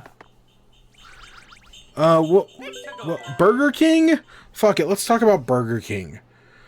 So, you know, we're in Halloween season, and so, you know, a lot of restaurants are doing their Halloween menus. I think 2 weeks ago, we talked about Jack in the Box's Halloween menu with their giant mozzarella stick. They're like 6-inch long mozzarella stick and their giant churro, which is literally just a regular sized churro, but because they sell mini, you know, get my point. So more places are doing their Halloween menus, and this week it was Burger King's turn. They have their monster menu.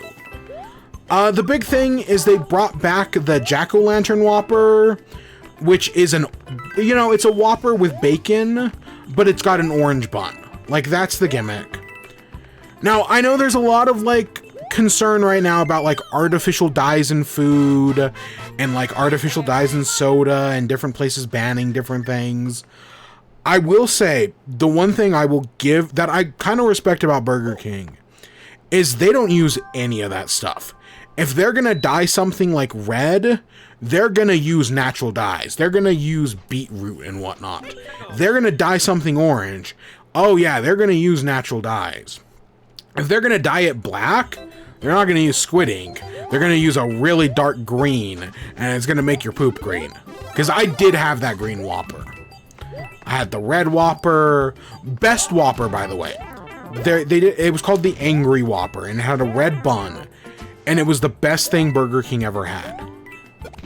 You know, its big thing was that it was spicy. Which, you know, that I think about that. I can't really handle spice. You know, I'm not a white guy, but I have the spice tolerance of a white guy. And yet, for some reason, I like spicy Burger King. I like spicy Taco Bell. I don't know what it is. I don't know why, like, those are exceptions. Burger King tastes like cardboard. So the thing about Burger King is that it's hit and miss. Burger King is rolling a dice. You literally have a 1 in 6 odds of it being good. But if you hit that 1 in 6, it's pretty good. And honestly, the Burger King I had, I rolled the 1. I got the good Burger King. I guess I rolled the 6. Whatever, you get my point. I rolled good odds. The Jack-o'-lantern Whopper, yeah, it was basically just a Whopper, but it was pretty good. I liked it. It wasn't, you know, overcooked. It wasn't stale. It was one of the better Whoppers I've had. They have vampire chicken nuggets. These ones I can kind of see as bullshit, because like some of them are shaped like little bats, but then some of them are shaped like vampire fangs. They kind of look like, imagine if you made like a chicken nugget that looked like an Xbox controller. That'd be what the vampire chicken nuggets kind of looked like. They tasted fine. You know, they're a Burger King chicken nugget. I've definitely had worse. I'll say that. I think they came with like a barbecue sauce. I actually don't mind their barbecue sauce. Their barbecue sauce was fine. We'll talk about sauces when we get to Wendy's next. I have way less positive things to say. They had mummy mozzarella sticks. I think the mozzarella sticks were just like, they're just normal mozzarella sticks. Nothing special, nothing terrible. I like Burger King's marinara sauce better than I do Jack in the Box's. I did not like Jack in the Box's marinara. No, Burger King's is better. And then finally, they have a Franken-Candy sundae. What exactly this is, I actually don't remember. I know it had like popping candies in it. Let me pull it up right now. It is a Franken-Candy sundae. Is made with creamy soft serve, topped with a Franken mix of Oreo cookie crumbs, purple Franken-Candy syrup, and purple and green chocolate popping candies. Disgusting no matter where you... I disagree. I think some places are definitely better than others. I'm a Sweet Baby Ray's guy. What can I say? That's what I like. That's what I like, and I'm the only one in my family who likes it. Everyone else likes like Dave's, but no, I'm all about that Sweet Baby Ray's. Yeah, the Franken-Candy thing, you know, the Franken sundae from Burger King, actually not bad. You know, it's a little scoop of ice cream. Wasn't bad at all. You know, it's a nice little sweet treat. It's like syrup, but bad. It's all about balance. It's all about balance. And then try some spicy barbecues then. They make some good spicy barbecues. Not really my thing. So I got everything I just mentioned. I got for what? Like, I got an 8-piece snug, an 8-piece mozzarella stick, a burger, and a sundae for $16. Not the cheapest thing ever, but also not, especially, you know, an 8-piece nug and an 8-piece mozzarella stick. That's actually not terrible. It's definitely, I think it's better than Jack in the Box, which Jack in the Boxes came with like a 4-piece nug. Didn't come with a burger. Yeah, no, I do think it's a better deal than Jack in the Box. I'll give them that. Still, you know, everything's expensive nowadays. That's the problem. Everything is expensive. But no, I definitely, maybe it was just because it was decent, you know, it was the one good time you get Burger King. So the next 5 times I'm going, it's going to be garbage, which is probably why I won't go for another, like, 4 months. But no, I thought it was fine. I didn't feel ripped off. The only thing I really had a problem with the mozzarella sticks, I felt like the mozzarella sticks were just kind of generic. You know, I guess I'm just not a... Like, their marinara is fine, but the mozzarella sticks themselves were just kind of whatever. Yeah, the nugs were fine. The burger was good. The sundae was fine. Yeah, no. I've definitely had worse from Burger King. So yeah, I guess they're walking away with a pretty moderate review, all things considered. The other place I had, Wendy's on the other hand, I'm less positive about. So Wendy's big thing on the... So I had a choice between Burger King and Wendy's because both these things came out on the 30th. And I was like, I'm going to do Burger King on the 30th. And then I did Wendy's today. And so when I went to Wendy's, their big thing is chicken tenders. You know, Wendy's has chicken nuggets. Wendy's is actually known for having decent chicken. For me, it's kind of hit and miss. I'll be honest. I feel like if Burger King is a 1 in 6, a roll of a dice, Wendy's, when it comes to chicken, is the flip of a coin. Sometimes you flip the coin, it hits head, and you get some good chicken. But sometimes you flip the coin, you get tails, and it's just very dry. That's always been my big problem. Admittedly, most chicken places have that problem. Like KFC. KFC is a fucking D20. Oh my gosh. And hitting that natural 20, so fucking hard. I've done it maybe like twice in my life. But it hit. If you can hit that 20, it fucking hits. So yeah, so Wendy's is doing chicken tenders. That's their big thing. You can get a 3-pack or a 4-pack. I want to say it was like $5 for the 4-pack, because I got a 4-pack. Let me see here.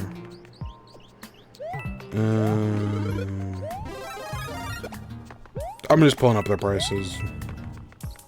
So, it was $5 for a 3-piece and $7 for a 4-piece. I guess that's a little bit pricier. I mean, I think you can and that's just the chicken, by the way.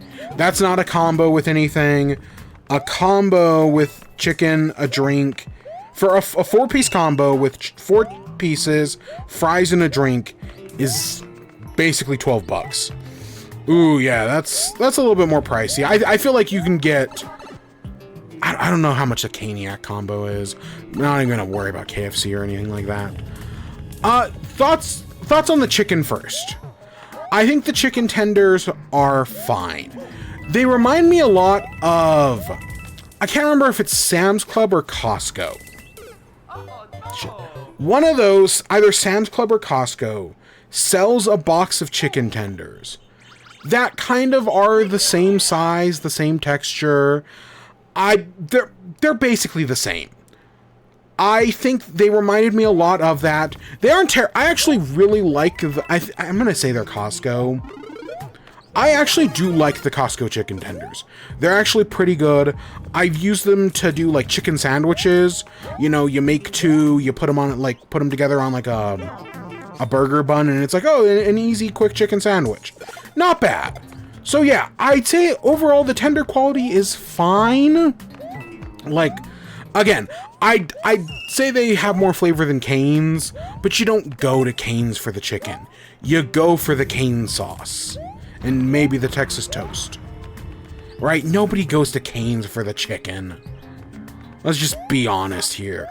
And yeah, I wouldn't go out of my way to get these. They were fine. I've definitely had similar stuff before. I definitely think they're better than McDonald's, who I might have said something similar about McDonald's, but I liked these tenders more than I did McDonald's. These were I think these were a little bigger as well, which is nice.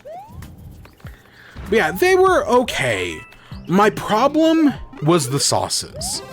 So Wendy's actually, for these new tenders, completely revamped their sauce menu. They've now got... So they have their new Wendy's signature sauce. They've got a scorching hot dipping sauce. I think, that's a, not Tabasco, what the fuck am I thinking of? The orange sauce. Not barbecue, not... Why can I not think of that name? A buffalo sauce. There we go. I'm pretty sure their scorching sauce is just a buffalo sauce. They have a sweet chili, which is replacing their sweet and sour sauce. They've got a honey barbecue, which might just be the same... Yeah. Cane's is S. Their sauce, I kind of like Cane's sauce. I kind of like the Texas toast. I don't hate coleslaw, but that's just me being a millennial thing. You know, whatever. Cane's has problems. But yeah, buffalo sauce. So they've got honey barbecue, which I'm pretty sure their honey barbecue is the same honey barbecue. I don't think that's changed. Same thing with their ranch. I don't think their ranch has changed. And then they've got a honey mustard. I don't think the honey mustard has changed. It's really just... The real changes to me are the new signature sauce and then the sweet chili. So, of course, those being the two big changes, those were the ones I have to try. I guess let's talk about the signature sauce first. Cane's sauce is the one popular thing about Cane's. And a few weeks ago, back at like the start of September, McDonald's introduced a golden sauce, which was literally just McDonald's take on a Cane sauce. Even though they kind of had like a creamy pepper sauce, that was also kind of their take on a Cane sauce. You know, everyone is trying to rip off Cane's sauce because it's like the one thing people like about Cane's. And I feel like the more they try, the more I keep seeing people fail. And Wendy's signature sauce is literally just like a creamy pepper sauce. It's a Cane sauce. I do think it is worse than a Cane sauce. Yeah, I did not care for this Wendy's signature sauce. I definitely feel like again, KFC may be shit. Their KFC sauce I actually don't think is that bad. I actually kind of liked their KFC sauce. And that's kind of their take on a Cane sauce. So yeah, I don't think it was terrible, but I've definitely had better. McDonald's sweet chili sauce is actually fire. I put my fries in it. Sweet and sour sauce. Gross. Oh, see. Okay. The other one, so the new Wendy's sweet chili sauce. I like a good sweet and sour. I like Wendy's sweet and sour. I like McDonald's sweet and sour. I like a good sweet and sour sauce. This new Wendy's sweet chili sauce, I think is going more for, you know, the McDonald's sweet chili sauce. It definitely has more spices in it. Because, like, a sweet and sour sauce is just a sauce. You know, this actually has, like, little bits in it. I don't want to say it's like a kimchi flavor. That's definitely not a good comparison. I don't know what I would compare it to. I'm sure some people are really going to like this. Again, if you like a sweet chili sauce, you might like this. But as someone who likes a sweet and sour, who actually really liked Wendy's sweet and sour, this is a massive letdown. I do not like this. I think that, yes, is this probably a little bit more like natural and more like flavorful than the original? Sure. But I kind of liked my sweet and sour slop. And now that we're not getting it, this just doesn't do it in comparison. I'm disappointed in this new sauce. And then I didn't even try the other three, or the other four. I know what a creamy ranch tastes like. I know what a barbecue tastes like. I'm not a buffalo fan. Just don't really care for buffalo sauce. Never really been my style. And then I just didn't try the honey mustard. I don't know. Honey mustards are hit and miss. And same, I hate most ranches. Ranch is only good if you make it yourself. I think like Hidden Valley Ranch sucks. If you want a good ranch, you do it yourself. And that'll be good. But I know some people just outright hate ranch. So yeah, my big problem with Wendy's are I do not like these new sauces. Neither of these really did it for me. I was disappointed. I had a leftover barbecue sauce from Burger King. I liked that better than both of these. I don't think I've had that one.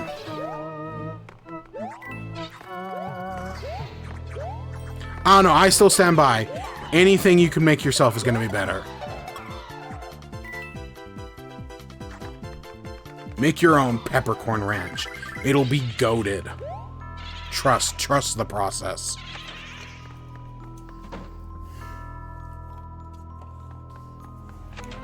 So yeah, Wendy's. I also, So both of these, Wendy's and Burger King, I wouldn't like actively avoid. I wouldn't like say like, oh, actively avoid these. Don't go to them.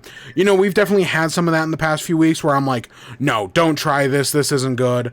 Both of these, I wouldn't say go out of your way for. But, you know, if you're just like, oh, well, I want to go get something, you know, maybe I'll hit up Wendy's. You can give it a try. Same thing with, like, if you want to roll the dice on Burger King and are like, you know, maybe I'll get lucky. Honestly, you might. And this is one of the better things to do. So yeah, both of these foods were fine. I've definitely had worse weeks for food this year. I'll say that. God, that pickle thing. That is still... I know I usually only do like a best list at the end of the year. Because, you know, I try to keep things positive. If I had to pick a worse thing, it's going to be that pickle. That Sonic pickle thing was atrocious. Oh my God. That is still the worst thing. That's the only thing I've never finished. Every other, like, terrible food, weird bullshit we've had, I finished. I could not finish that Sonic thing. Oh my God. So, I guess let's talk about video games, shall we? So, I played a little bit of Silksong. I'll be honest, I've been busy. I haven't had much time for Silksong. Spoiler alert for Silksong, by the way. Like, Act 2, some of the shit I'm going to talk about has definitely been in the trailers. So, where we left off in Silksong, I was at the Citadel. I'd finally made it to the Citadel. I found an elevator. I went down the elevator. And I was in some, like, clockwork machinery thing. I explored that.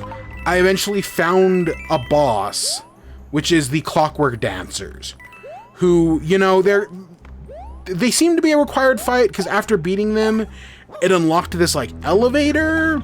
And then if you played the original Hollow Knight, there's a point where where you meet the ghosts of the dreamers. And there's like 2 or 3 ways to unlock this. But how I did it was I met the ghosts of the dreamers. And then from their ghosts, they tell you, hey, go find our bodies. And that's how you open the seal on the Hollow Knight. Kind of the same thing here. You beat these Clockwork Dancers. And then you open an elevator. And in the elevator, it's like, okay, well, to, you know, go up, you need to find these 3 songs. You know, you need to find the Silksongs. You need to, you know, find the 3 masks or whatever. So I unlocked that quest, and that was kind of all I did. I'll be honest, the Clockwork Dancers took me like well over an hour. What happened with that fight was I started the fight, and then my Pro Controller died. So I had to use Switch 2 Joy-Cons. I do not like the Switch 2 Joy-Cons. My big problem with them, I don't actually think like I had any like connectivity issues or anything. I don't think they're like too small. I don't like the thumbsticks on the Switch 2 Joy-Cons. Not that they're like drifting, but they're like not sticky, but like they have like a little bit of like, they kind of feel like sticky to me. I don't know why they feel sticky, but the Joy-Cons just kind of feel sticky. Like they have like this sort of like resistance that I like associate with like if you like spill a soda and then there's like you clean it up, but there's like a little bit you missed, and then it's kind of sticky when you touch it. It kind of reminds me of that. I don't know if that's just something that, you know, is a problem with the Joy-Cons or what, but they kind of feel like sticky in a way. And to be fair, I've had this product, the 3DS, the joystick on the 3DS, I have the exact same problem with, is that it's just kind of like sticky. That one I think though happened from age, is that over time like some of the plastic started to corrode, and for some reason it made the joystick sticky, whereas it's like a different kind of sticky, but it's still like weird, and I hate it. So that's just been so I was struggling with the Joy-Cons. I really was. I know the easy solution is, I know they sell like joystick covers. I could probably just get a joystick cover and solve that problem. But you know, I've got a Pro Controller, so I'm not going to worry about it. But I don't like the Joy-Cons. Because, like, my original Joy-Cons didn't have that problem. The Joy-Cons on the OG Switch didn't. And it might just be me. This might just be, you know, an autism thing. But I just, tactilely, the Joy-Cons just aren't feeling right. So that's been my fun with that. But so like, it took me forever to beat the Clockwork Dancers. Because switching over to Joy-Cons... But I will say, with that, I did really like that boss fight. The patterns, you know, I think they were easy enough to figure out. It just took me a few tries, especially because they get faster and faster. But what I really liked is that after you do the, after you beat one of them, the other one is still there. Because in a previous, when I fought the Coneheads, when you killed one, the other one ran away. So I was expecting something similar to happen with the Clockwork Dancers. And no, you still fight the second one, but it's like, speed gets cut in half. It gets really slow. It gets really sad. Like, it's telling a story through the boss fight. And I was like, okay, that's a really cool moment. I know Hollow Knight isn't the first game to ever do that, but I always like when games do that. Undertale is really good at that. Undertale and Deltarune are like using boss fights to tell stories. Where you're like, when you defeat one, you know, it affects the other. So yeah, I really enjoyed that boss fight, but that was kind of, you know, after using the Joy-Cons for like an hour, I was like, nope, I'm fed up with this. I'm gonna, you know, I'd already plugged in my Pro Controller. I was like, you know, I'm just gonna wait for that to charge, and that was on like Tuesday, and I haven't touched the game since. I've just kind of been busy.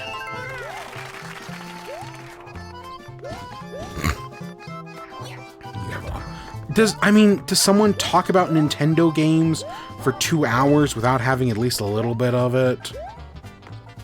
You know, every day for 15 years. So the other thing while I haven't been doing that, the other thing I've been playing is Balatro. Well, I should be playing Silksong. Last week we talked about how I was using the plasma deck. I was using the plasma deck, which the whole gimmick of the plasma deck is that it balances everything out. So it's much more worthy of an investment to get chips instead of multipliers. Chips are valuable in the plasma deck. And so where I had left off, I was either in like the blue or purple stake. I eventually beat the blue stake with the plasma deck. Probably took me like at most 5 tries. The blue stake wasn't too bad on the plasma deck. The purple stake, on the other hand, kicked my ass. Because what the purple stake, the bin thing it does, is it makes the multipliers increase faster. So like on a normal run, the end of the plasma deck is like 40,000 or 400,000. Yeah. The final boss is 400,000. On the purple stake, it's 800,000. You know, and on the very big blind, I think it was like 1.25 million. So that was kicking my ass. I got to the end of the purple deck like 4 times. And I just either couldn't beat the boss, or I lost in like one of the blinds right before it. It was a mess. I was really struggling with the plasma deck purple stake. Things I did, so one of my successful runs previously was 2 runners. I'd used the runners to great success. I probably would say the runners are the best deck. Are one of the best, like outside of like maybe the Stuntman, which to be fair, I haven't unlocked the Stuntman. Outside of the Stuntman, I would say the runner is the best card in the plasma deck. Because using just straights, you can build that fucker up quick. And especially if you know you get like the hacks or the glass joker where you can like make a duplicate, it really starts to add up. So I had some successful runs. I had some really close calls. I had a run where it was 2 runners, a blue stake, the blue card, you know, the one that gives you based on the cards you have. The straight, just, you know, 100 chips per straight, and then the interstellar, where it gives you chips for the number of cards or of that specific hand you've played. And I thought this deck was going to make it. I thought this deck was going fantastic. Again, I had 2 runners. Each of them were at like 375. I was like, oh, this is going to be an easy win. I get to the final boss of Ante 8, the Crimson Heart, and I just couldn't pull a 5. I just could not pull a 5. Literally, my first hand was 4, 3, 2, and ace, and I just needed the 5, and I just couldn't pull it. I think I had like 3 discards because I had gotten an upgrade. I just couldn't, it just wouldn't give it to me. That drove me crazy, and then I finally do pull it. I pull another straight right after, the ace, king, queen, jack, and 10, and nope, it just wasn't enough. I got, you know, I needed 800k. I got just around I got 646, just under it. And yep, I just couldn't make it. I thought it was going to be my first successful run. Part of it was the Crimson, you know, the Crimson Heart ruined me because even though I had like if it had disabled like the Interstellar or the blueprints, it would have done nothing. It wouldn't have affected me at all. But it kept doing the runners, and that was ruining me as well. So yeah, that run was a wash. There was a few other washes in there.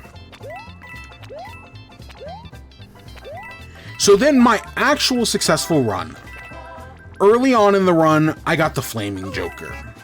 The Flaming Joker, it takes whatever your first discard is and adds to it like upgrades it. So like how I was playing it was I was taking the first pair, discarding my first pair, and then it would upgrade that pair, so it would go from like level 6 to level 7. And it was a foil one, so it was a foil Burning Joker, so it was plus 50 chips. And then in one of the first, I pulled a Spectral Pack. I got the Ankh, which allows me to duplicate a Joker.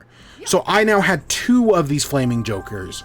So every time I discarded a pair, it was upgrading the pair twice. So every round, I was getting 2 upgrades on the pair. And that's all I did. All I did was play pairs. I didn't play straights. I didn't play 3 of a kind. I played high card like twice, maybe. I played nothing but pairs. I talked last week about stone cards. Didn't use any stone cards. Nothing but pairs. And it worked so well. I eventually got the pair to times 47. I got it to level 47, which is, yeah, plus 365 chips and 47 multiplier. Because, you know, every round it would add 2, over 22 rounds. That shit added up quick. I played pair, 34 times?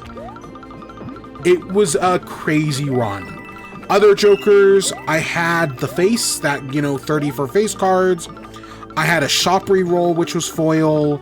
And then I had the Hanging Chad, which, you know, played cards twice. And then I had a negative of the one that when you, I don't remember what it's called. It's like the painting.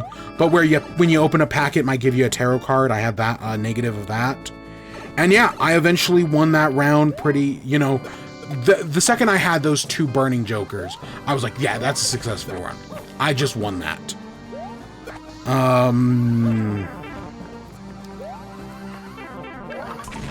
Yeah. I did cut it a little close. You know, I think I had like 4 hands. I used, you know, basically all of them. And then I kept going with it, the pair.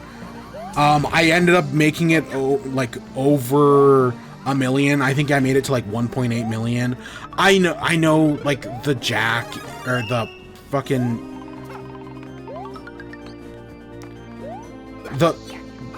not stunt double. What's the stuntman? The Stuntman needs like 100 million. I've been nowhere close to that, but this was a very successful run. So with that, I did this last night. I finally unlocked the orange stake on the plasma deck. We're gonna see how that works. I'd like to hope I get some success with that, but you know, it's only a matter of time. But I was, after like a bunch of failures and a bunch of close runs, finally getting a successful run was so nice.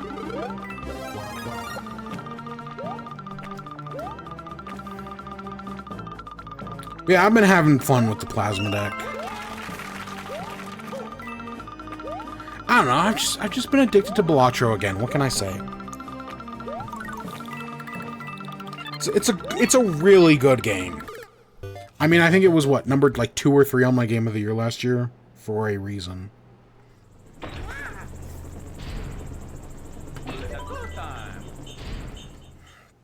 And so, I guess let's do.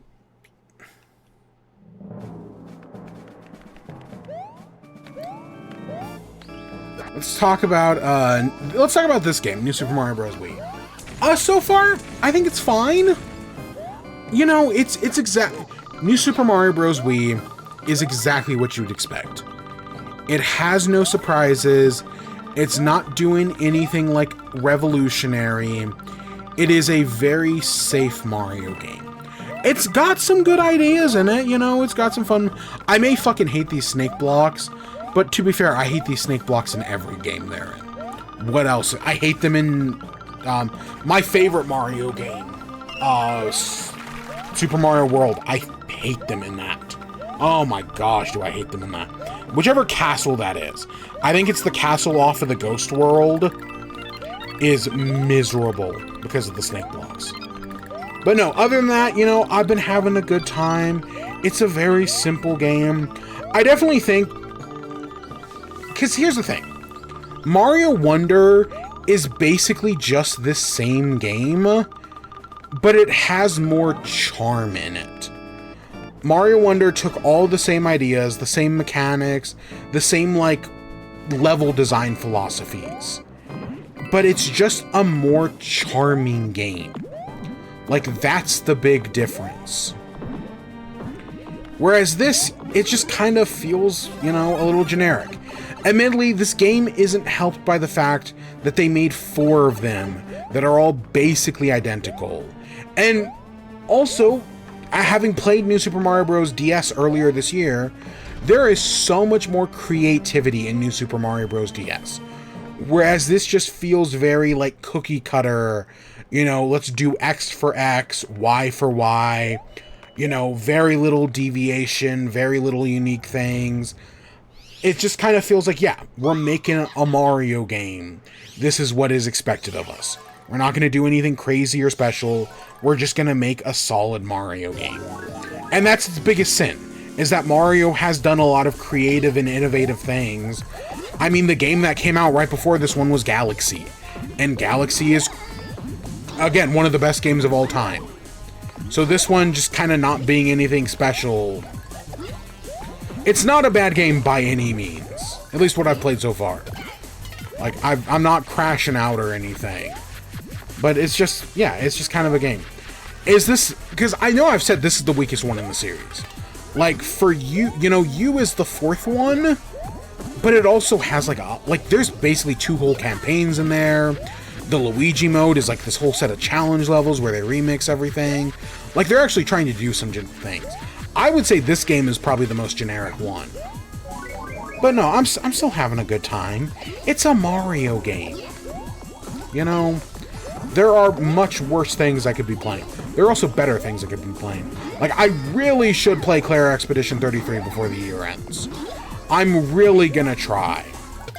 Same thing with, like, so I'm gonna try to do a lot of other things. I need to play Hades. To be fair, I wouldn't do Hades or Silksong on stream. Let's not talk about the fact that we did Silksong last week. Kind of. It wasn't real Silksong. Yeah. I guess anything... I don't really have anything else. Anything miscellaneous. Okay. the one webcomic I read, it's a webcomic called Isekai's in Law. You know me, I like a good trashy isekai. So the basic plot, and this is on Webtoons, by the way, you can go find this there, is that it's a guy who one day, you know, he was working at his office, he goes into, like, the IT break room, and he gets isekai'd to a whole, like, new magic world. He spends, well, in our world, he spends, like, a month there. In the isekai world, he spends, like, a year and a half. And while there, he meets, like, an elf demigoddess, and they fall in love. And they go on, him and, like, all these other people go on this quest to stop the Demon Lord. They defeat the Demon Lord. All's well that ends well. And so now it's time for him to go home, but, you know, he's fallen in love. Now, in most other isekai stories, there isn't exactly, like, a return home option, but not in this one. In this one, he's able to return home, and he takes his new 8-foot-tall elven demigoddess wife with him. So now it's the two of them living in, you know, the normal human world. You know, she has magic. He kind of has magic. He's got some magic artifacts that he brought back with him. And it's just, you know, part of it is like a cute slice of life thing. They go into like a bunch of different, like, you know, we get the backstory for him. We see, like, when he first arrived. We learn about her and how, when, you know, she, you know, her mother is a goddess. And, like, all these high expectations placed upon her. You know, she's supposed to be able to, like, see the future and whatnot. But she's, like, been a failure. And, yeah, it's just, it's good. It's charming. It's cute. They're building some, like, intrigue. Like, there's a whole thing about, like, a government agency that, like, keeps track of magic things. And they're like, yeah, people get isekai'd all the time, but very rarely do they ever come back. So, like, the government's spying on them. He's got a friend, like Todd or something, who he tells all of the, like, who learns about the magic stuff as they're, like, trying to, because, you know, him and his friend used to be big into isekais before this all happened. And then they've got another friend, Nora, and, you know, they didn't tell her, and she finds out, and she's, like, pissed at him. And that's kind of where they left off, because the comic, you know, it came out in, like, 2023. It was publishing weekly for a while, into 2024. And then in, like, May of 2024, it just stopped publishing. You know, things happen, you know, world events and everything. But then, like, last week it came back. That's the only reason I'd never read it before, you know, like, this week. But I only found out about it because it came back, like, this week, last week. And it just, someone's like, oh, yeah, it's excited it came back. And I was like, yeah, I'll check that out, sure. I guess, so the person who makes it, whose name I'm gonna look up right now.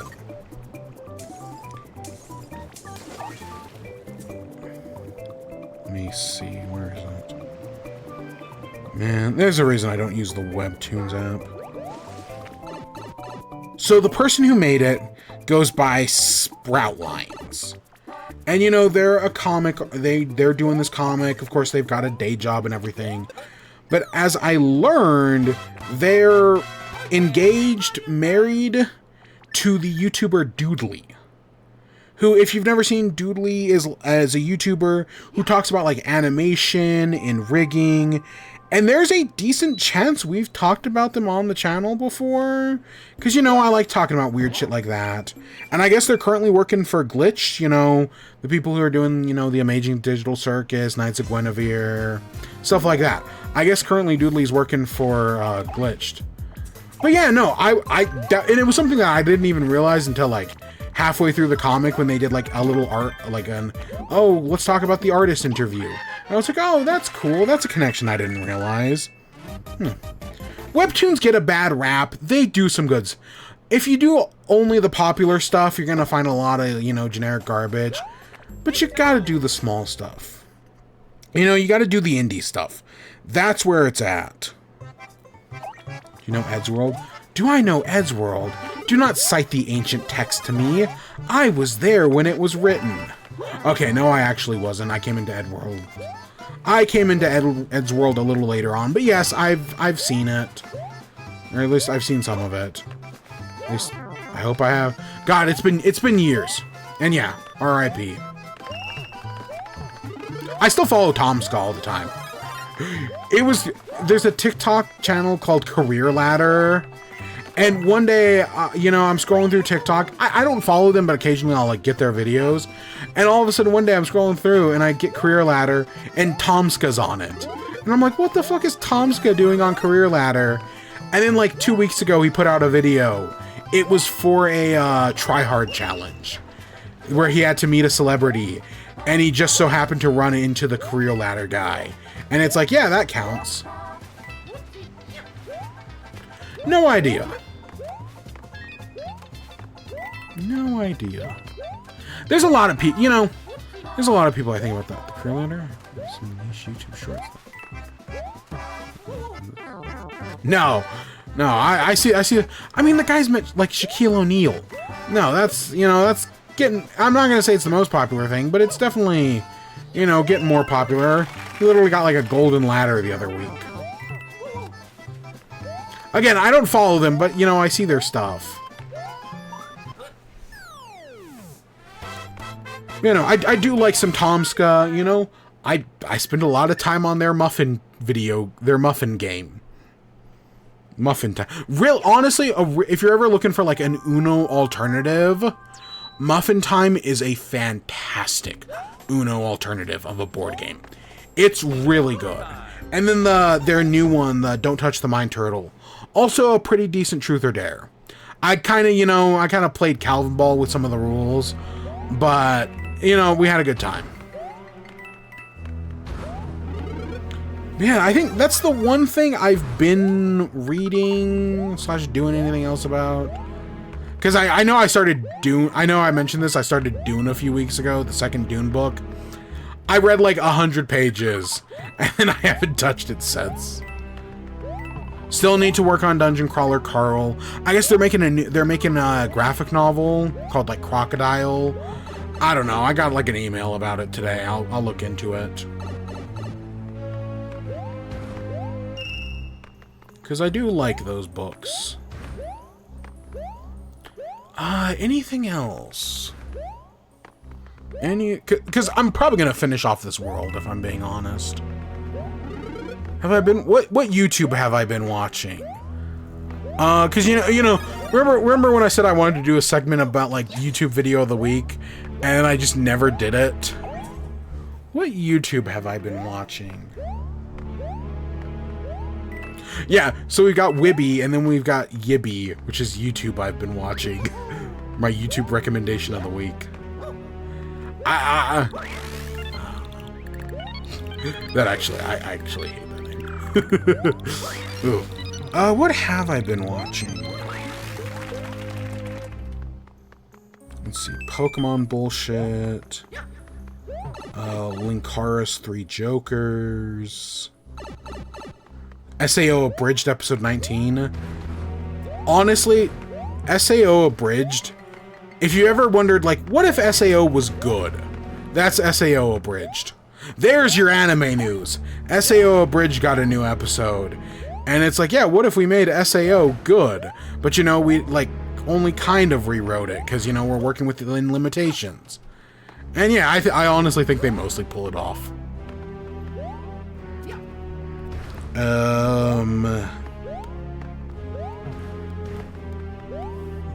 What else? Oh god, we got a new Hell of a Boss trailer. I know everyone's mad at Vivzy Pop, and I'm not gonna say all of it is unearned, but I'm still kind of interested. I thought it was a perfectly fine show, and I'm down for a second season that premieres later this month. Yeah, I don't know. You know, it comes down to that thing of, you know, people just hate what's popular. And well, yes, Vivzy Pop does have some real legitimate problems. I also just think some of it is definitely like, oh yeah, people hate it because it's popular. Any trailer for that?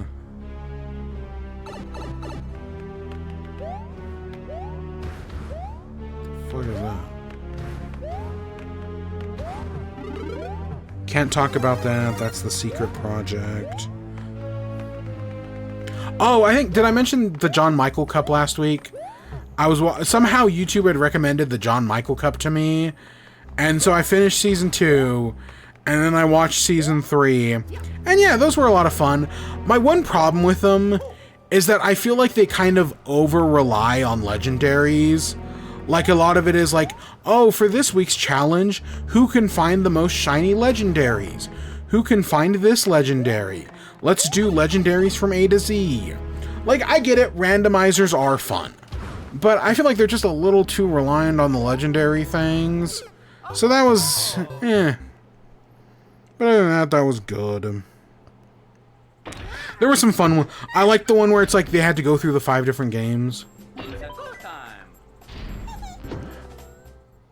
Legitimately don't. Just, it's a thing from back in the old days of the internet where people would try to trick you into watching gross videos. It's just gross. You know, that's it. Same thing with, like, if they try to tell you to, like, look up blue waffle. Just don't. It's... God, that's like 2005. That shit's probably 20 years old at this point. Probably older, but God.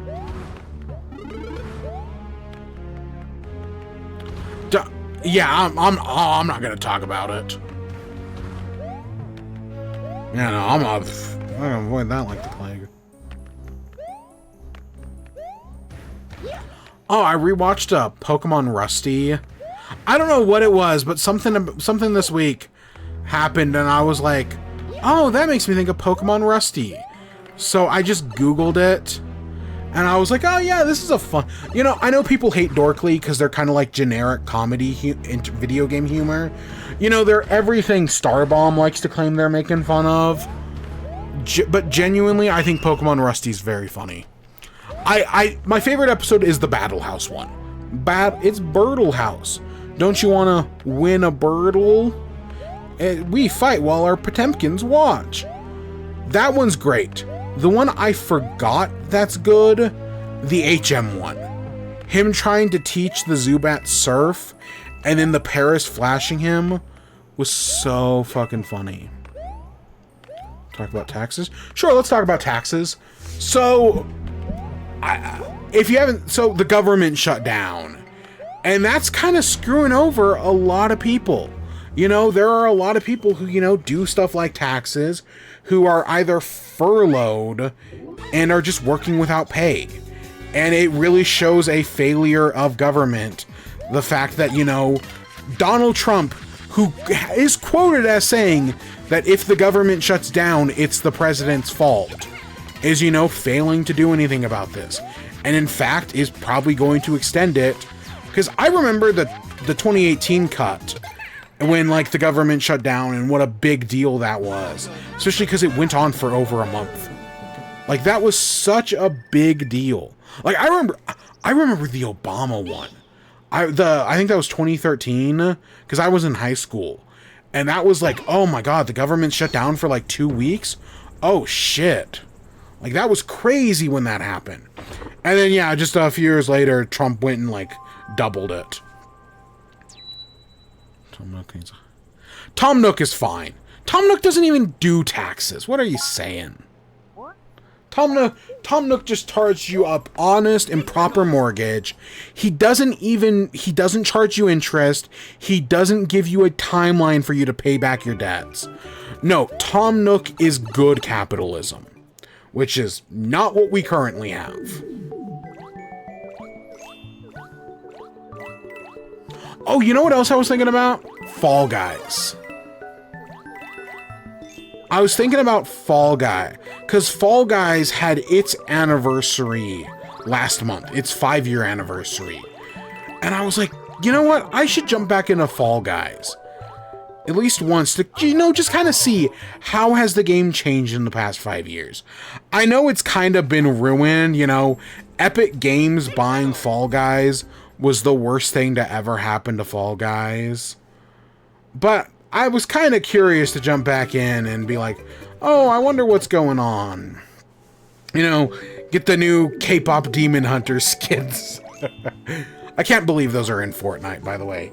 I mean, at least someone's trying to capitalize on their popularity, other than the Billboard charts. I realized how disconnected I am with pop music. With this whole new Taylor Swift album, outside of K-pop Demon Hunters, I have no idea what's going on in pop music this year. I know pop music has basically stagnated, like the Shabuzi song and Ordinary by Alex Warren have just been on the top of the charts all year, until K-pop Demon Hunters came in. But because of that, I feel so disconnected from pop.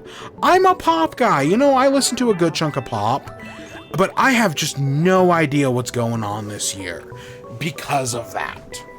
Because it's been an awful year for pop. Government types Animal Crossing, you should choose to make your town. I mean, you are I'm not going to say you are a monarchy, but, you know, you are kind of the only one in charge in Animal Crossing. You can kind of unilaterally make all the decisions on your island. When you're the mayor, you know, you aren't elected, you just kind of show up and they give you the job and you can pass ordinances. You know, like... So, yeah. God, just imagine you do, like, an Animal Crossing election, and then you get out, like, it's you running against, like, Marshall, and you just get outvoted. So then for the next year in-game, like, your NPCs can decide what goes on in your town. That'd be funny. I mean, that's basically like Tomodachi Life, but with less steps. Or more steps. Okay, maybe it's nothing like Tomodachi Life.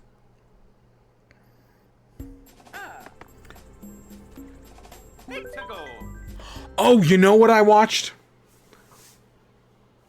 Should I talk about that, actually? No, maybe I won't. No, never mind. I'm not going to talk about that. Oh, I will talk. You know who came back? J-Wits. So, back in the, you know, a decade ago now, there was a YouTuber, a Pokemon YouTuber called J-Wits. You know, he did all the Pokemon stuff. I think of him especially a lot during, like, the late Black and White, early X and Y era. And he made some really entertaining stuff. And, you know, eventually, you know, he branched out to do, like, broader Nintendo things. And then, like, a year or two ago, he just kind of disappeared. You know, work. I know he was, like, making his own game. He eventually just stopped making videos. And then, like, last week, 6 days ago, he puts out a new video for the first time in, like, a year. Because, yeah, it was a year, and then before that, it was when Scarlet and Violet launched. And so he puts out a video about, can I calculate the objectively best Nintendo console? It's an hour and a half long.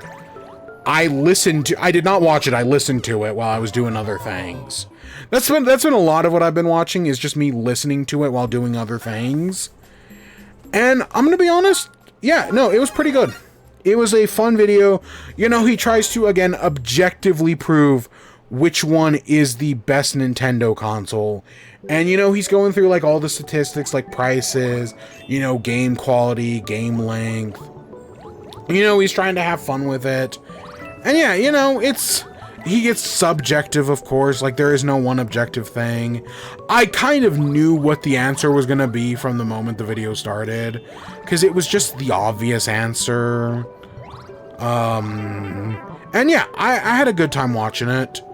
So yeah, if you want a good hour and a half long video, there's a good hour and a half long video for you to watch. It's like an hour 25. But yeah, no, I listened to it and it was a good listen. So there's my video recommendation. I don't know, I remember really liking J-Wits. All their old stuff was really good. And yeah, this new thing, I'm happy to see them back. See if they do anything else or if they just disappear for another year. You know, if this is like a Defunct Land or Jenny Nicholson situation where they disappear for like years at a time. But we'll see. And because that's like Defunct Land, it's literally become a Thanksgiving tradition for me to watch Defunct Land while like the Thanksgiving turkey is cooking. For the past, like, 4 years, the one Defunct Land video every year I watch on Thanksgiving. Even if it comes out in, like, August, I'll only actually watch it at, like, Thanksgiving. And luckily, this year's video is coming out, like, the week of, or the week before Thanksgiving. At least that's what they're aiming for. I hope that's what happens. And Jenny Nicholson hasn't done anything in, like, a year and a half. I really should just end off the stream here. We're getting our ass kicked. And I really should just come back next time. I was really hoping to beat this world. I really wanted to, you know, I wanted to do this game in like 2 streams. 4 worlds this time, 4 worlds next time. But it's just not going well. We're getting our butt kicked. I hate bloopers.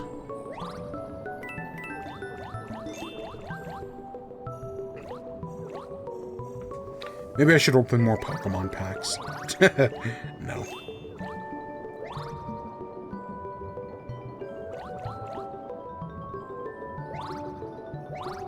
Because, yeah, I'm out of stuff to talk about.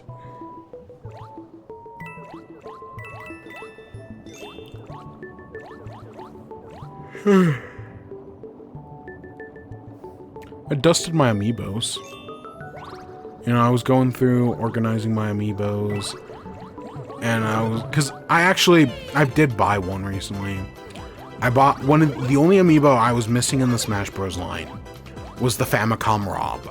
Because originally, when they released Rob, they released, you know, the gray one in North America and the Famicom one in Japan. And then at a certain point, years down the line, they re-released Famicom Rob.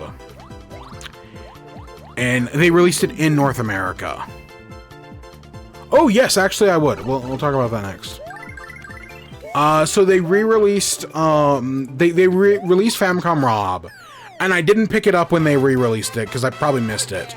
But, like, last week, speaking of GameStop, GameStop had a sale of, like, all amiibos were, like, $5. And so I, like, when I saw the sale, I was like, oh, let me see what they have. And sure enough, they had Famicom Rob in the sale. So I was like, yeah, you know what, fuck it, I still have a GameStop account. Sure. So I bought the Famicom Rob, and now I definitively have a complete Smash Bros. Collection. It is so much money that is, again, it's plastic. It's plastic that the next generation after me is gonna fucking hate. But I'm very proud of it. So yeah, Minecraft. So, you know, normally whenever a new Minecraft achievement hunt comes out, we play it, because there's usually a new achievement. Whenever there's a new Minecraft update, we do an achievement hunt. We've done it for basically every update. But here's the thing. Not every Minecraft update adds a new achievement. And when this new update was announced, I figured there'd be like an achievement to like craft a copper golem, or make like copper armor, or just, I figured there'd be some sort of copper achievement. But no, there is no new achievement in 1.21.10. So technically, we have no reason to go check out Minecraft. Because that's the whole reason we do this.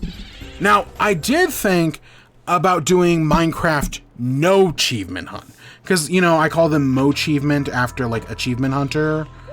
And so I did think, like, oh, what if we do no achievement? Where we just kind of boot up the game and play it for, like, an hour. You know, we build ourselves a copper golem, some copper armor. You know, do whatever other new stuff is there. And so I might do that. I'm definitely thinking about it. But I am disappointed there wasn't a new achievement.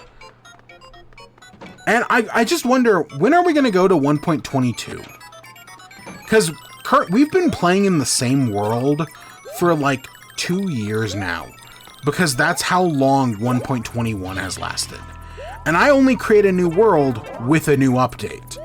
With a new, like, big update. These smaller game drops don't count. So I guess we'll just kind of have to wait. Did I even beat the Ender Dragon in this world? I honest to God cannot remember if I beat the Ender Dragon in the 1.21 achievement world. I know I didn't do the Wither. I was like, fuck the Wither. We did the Warden. At least I think I did.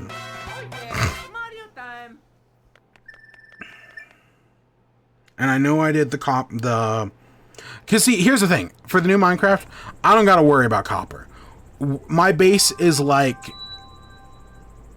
probably like 50 blocks away. Nah, it's probably closer to 100.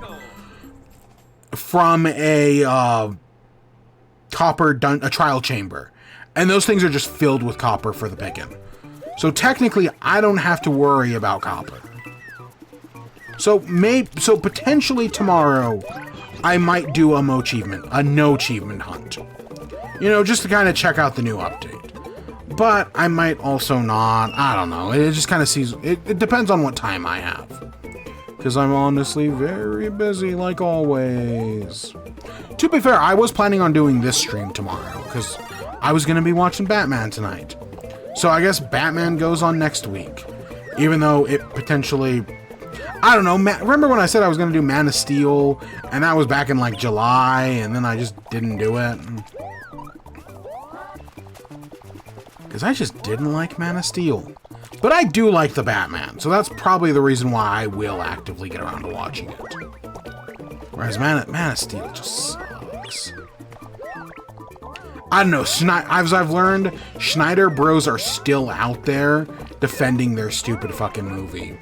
Like, you know, Zack Snyder's gonna personally give them a blowjob. And then I've been hearing great things about Peacemaker. I guess, you know, the last episode comes out this week or next week. I don't entirely know. But I've been hearing great things about Peacemaker. And I definitely do have to watch it.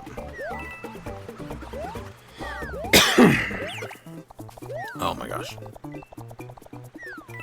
Oh yeah. Oh my gosh, yeah. Zack Schneider Bros love Zack Snyder. More than anything in the world. Oh yeah. You know, they want their Schneider cuts.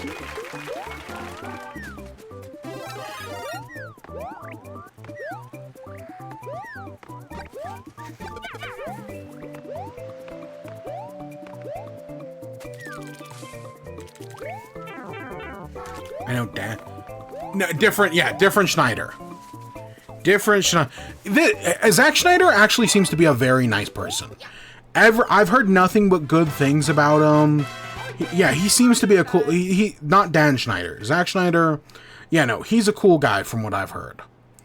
But his movies, I do not like.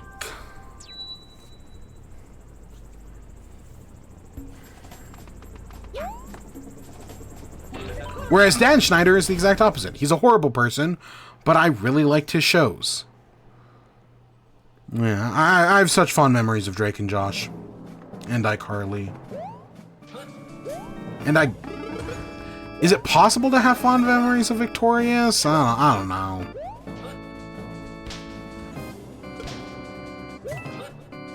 So so we're in the final dungeon here, so I guess this is kind of it, because I can't think of anything else. I mean, we're gonna end off anyways. I'm gonna wait till the boss fight to do the outro. Well, yeah, no. Anything else? I know you mentioned Comic-Con. Oh, I'm not driving down to San Antonio, man. That's a 9-hour drive. That ain't worth it. Texas is too big. Texas is just way too big.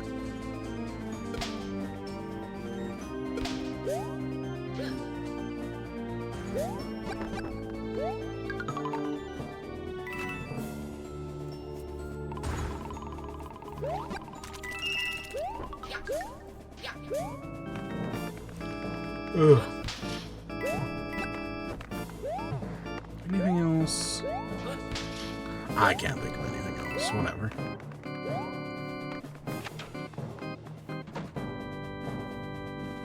Oh, my Red Dragon. So there's a board game called the Red Dragon Inn.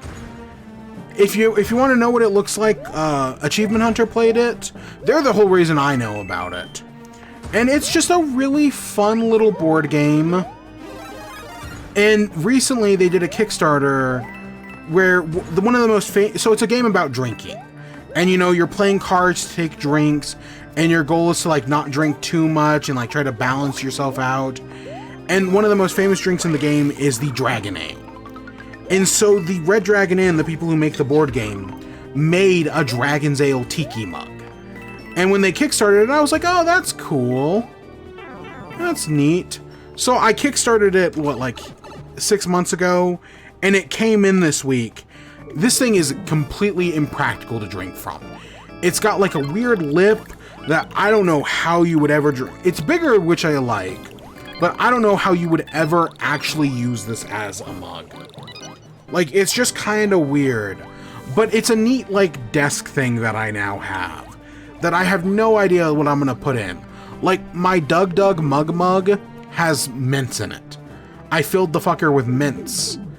And yeah, that works fine. If you don't live in either San Antonio or Dallas, Austin, Corpus, El Paso. I know we've talked about this before. El Paso, I'm right on the border. Yeah, Texas is so big, it has 2 time zones. And yeah, because I'm in the other one. Ugh.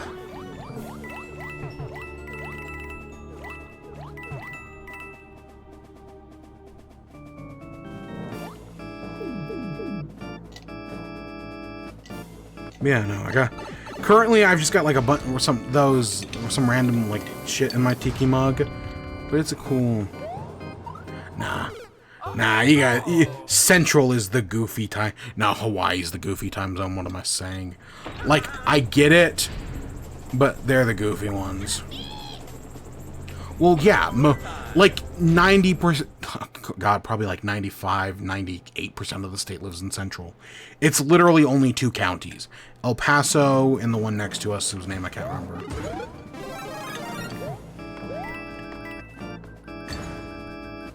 You know, it's a neat tiki mug. I should make a flaming moe in it, because like Dragon's Breath Ale is a whole thing. Hawaii's a goofy ass country. Hawaii's not a country. It's part of the United States. Like Puerto Rico. You know, all this Bad Bunny Super Bowl stuff. Puerto Rico is not a country. It's part of the United States. Even if Republicans are too stupid to know part of their own country. Yeah. Now, do I think Hawaii should be independent from the United States? Yeah, probably. I don't know if you've ever read, I've read the final treatise from the Queen of Hawaii, the last queen. We fucked over Hawaii pretty bad. Like, they were a whole independent nation, and the U.S. just kind of came in with, like, Dole and took them over. It's super fucked up. Really interesting read. I recommend it, honestly. It's like an easiest city to rage. Yeah. England is pretty easy to win. Hey, I did say they were in a goofy time zone.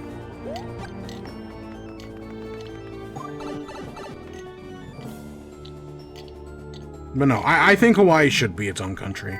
I'll stand by that. Listen, I'm just trying to find something to talk about here. We've been going for like 2.5 hours, and I ran out of things to talk about like 33 minutes ago. I didn't want to... I wanted to beat this world. I should have just ended at World 3. But no, I had to talk about my stupid webcomics and Tomska. And the not... You know, normally this is where we'd be talking about Taylor Swift. But I guess let's actually get to the outro.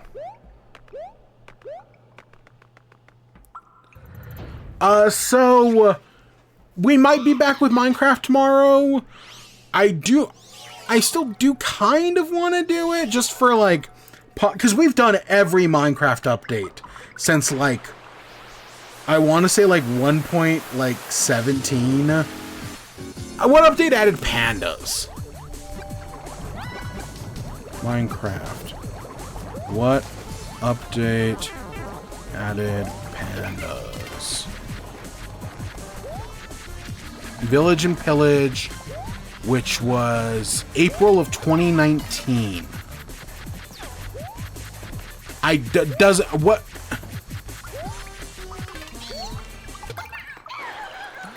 Village update.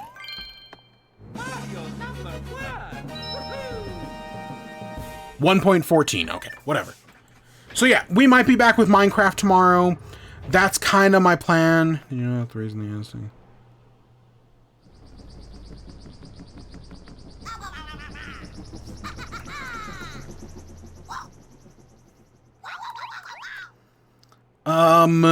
So that's, you know, potential, you know, just because we've done it for every other one. But, you know, maybe we'll do some others. I don't know. We'll definitely... My hope is, you know, we played half of the game this week. We'll play the other half next week. This is not a very long game. At least I don't think it is. But yeah, we're probably going to end... We'll start with the airship next time. Yeah, because we just saved. So yeah, I think that's where we're going to end off for tonight. And we'll come back next week and do all this. And I legitimately think that's it. We'll talk about Batman, hopefully, plus anything else I need to do. But with that, I'm going to end off for the night. So I hope you all enjoyed. Stay tuned for more. Till next time. Peace.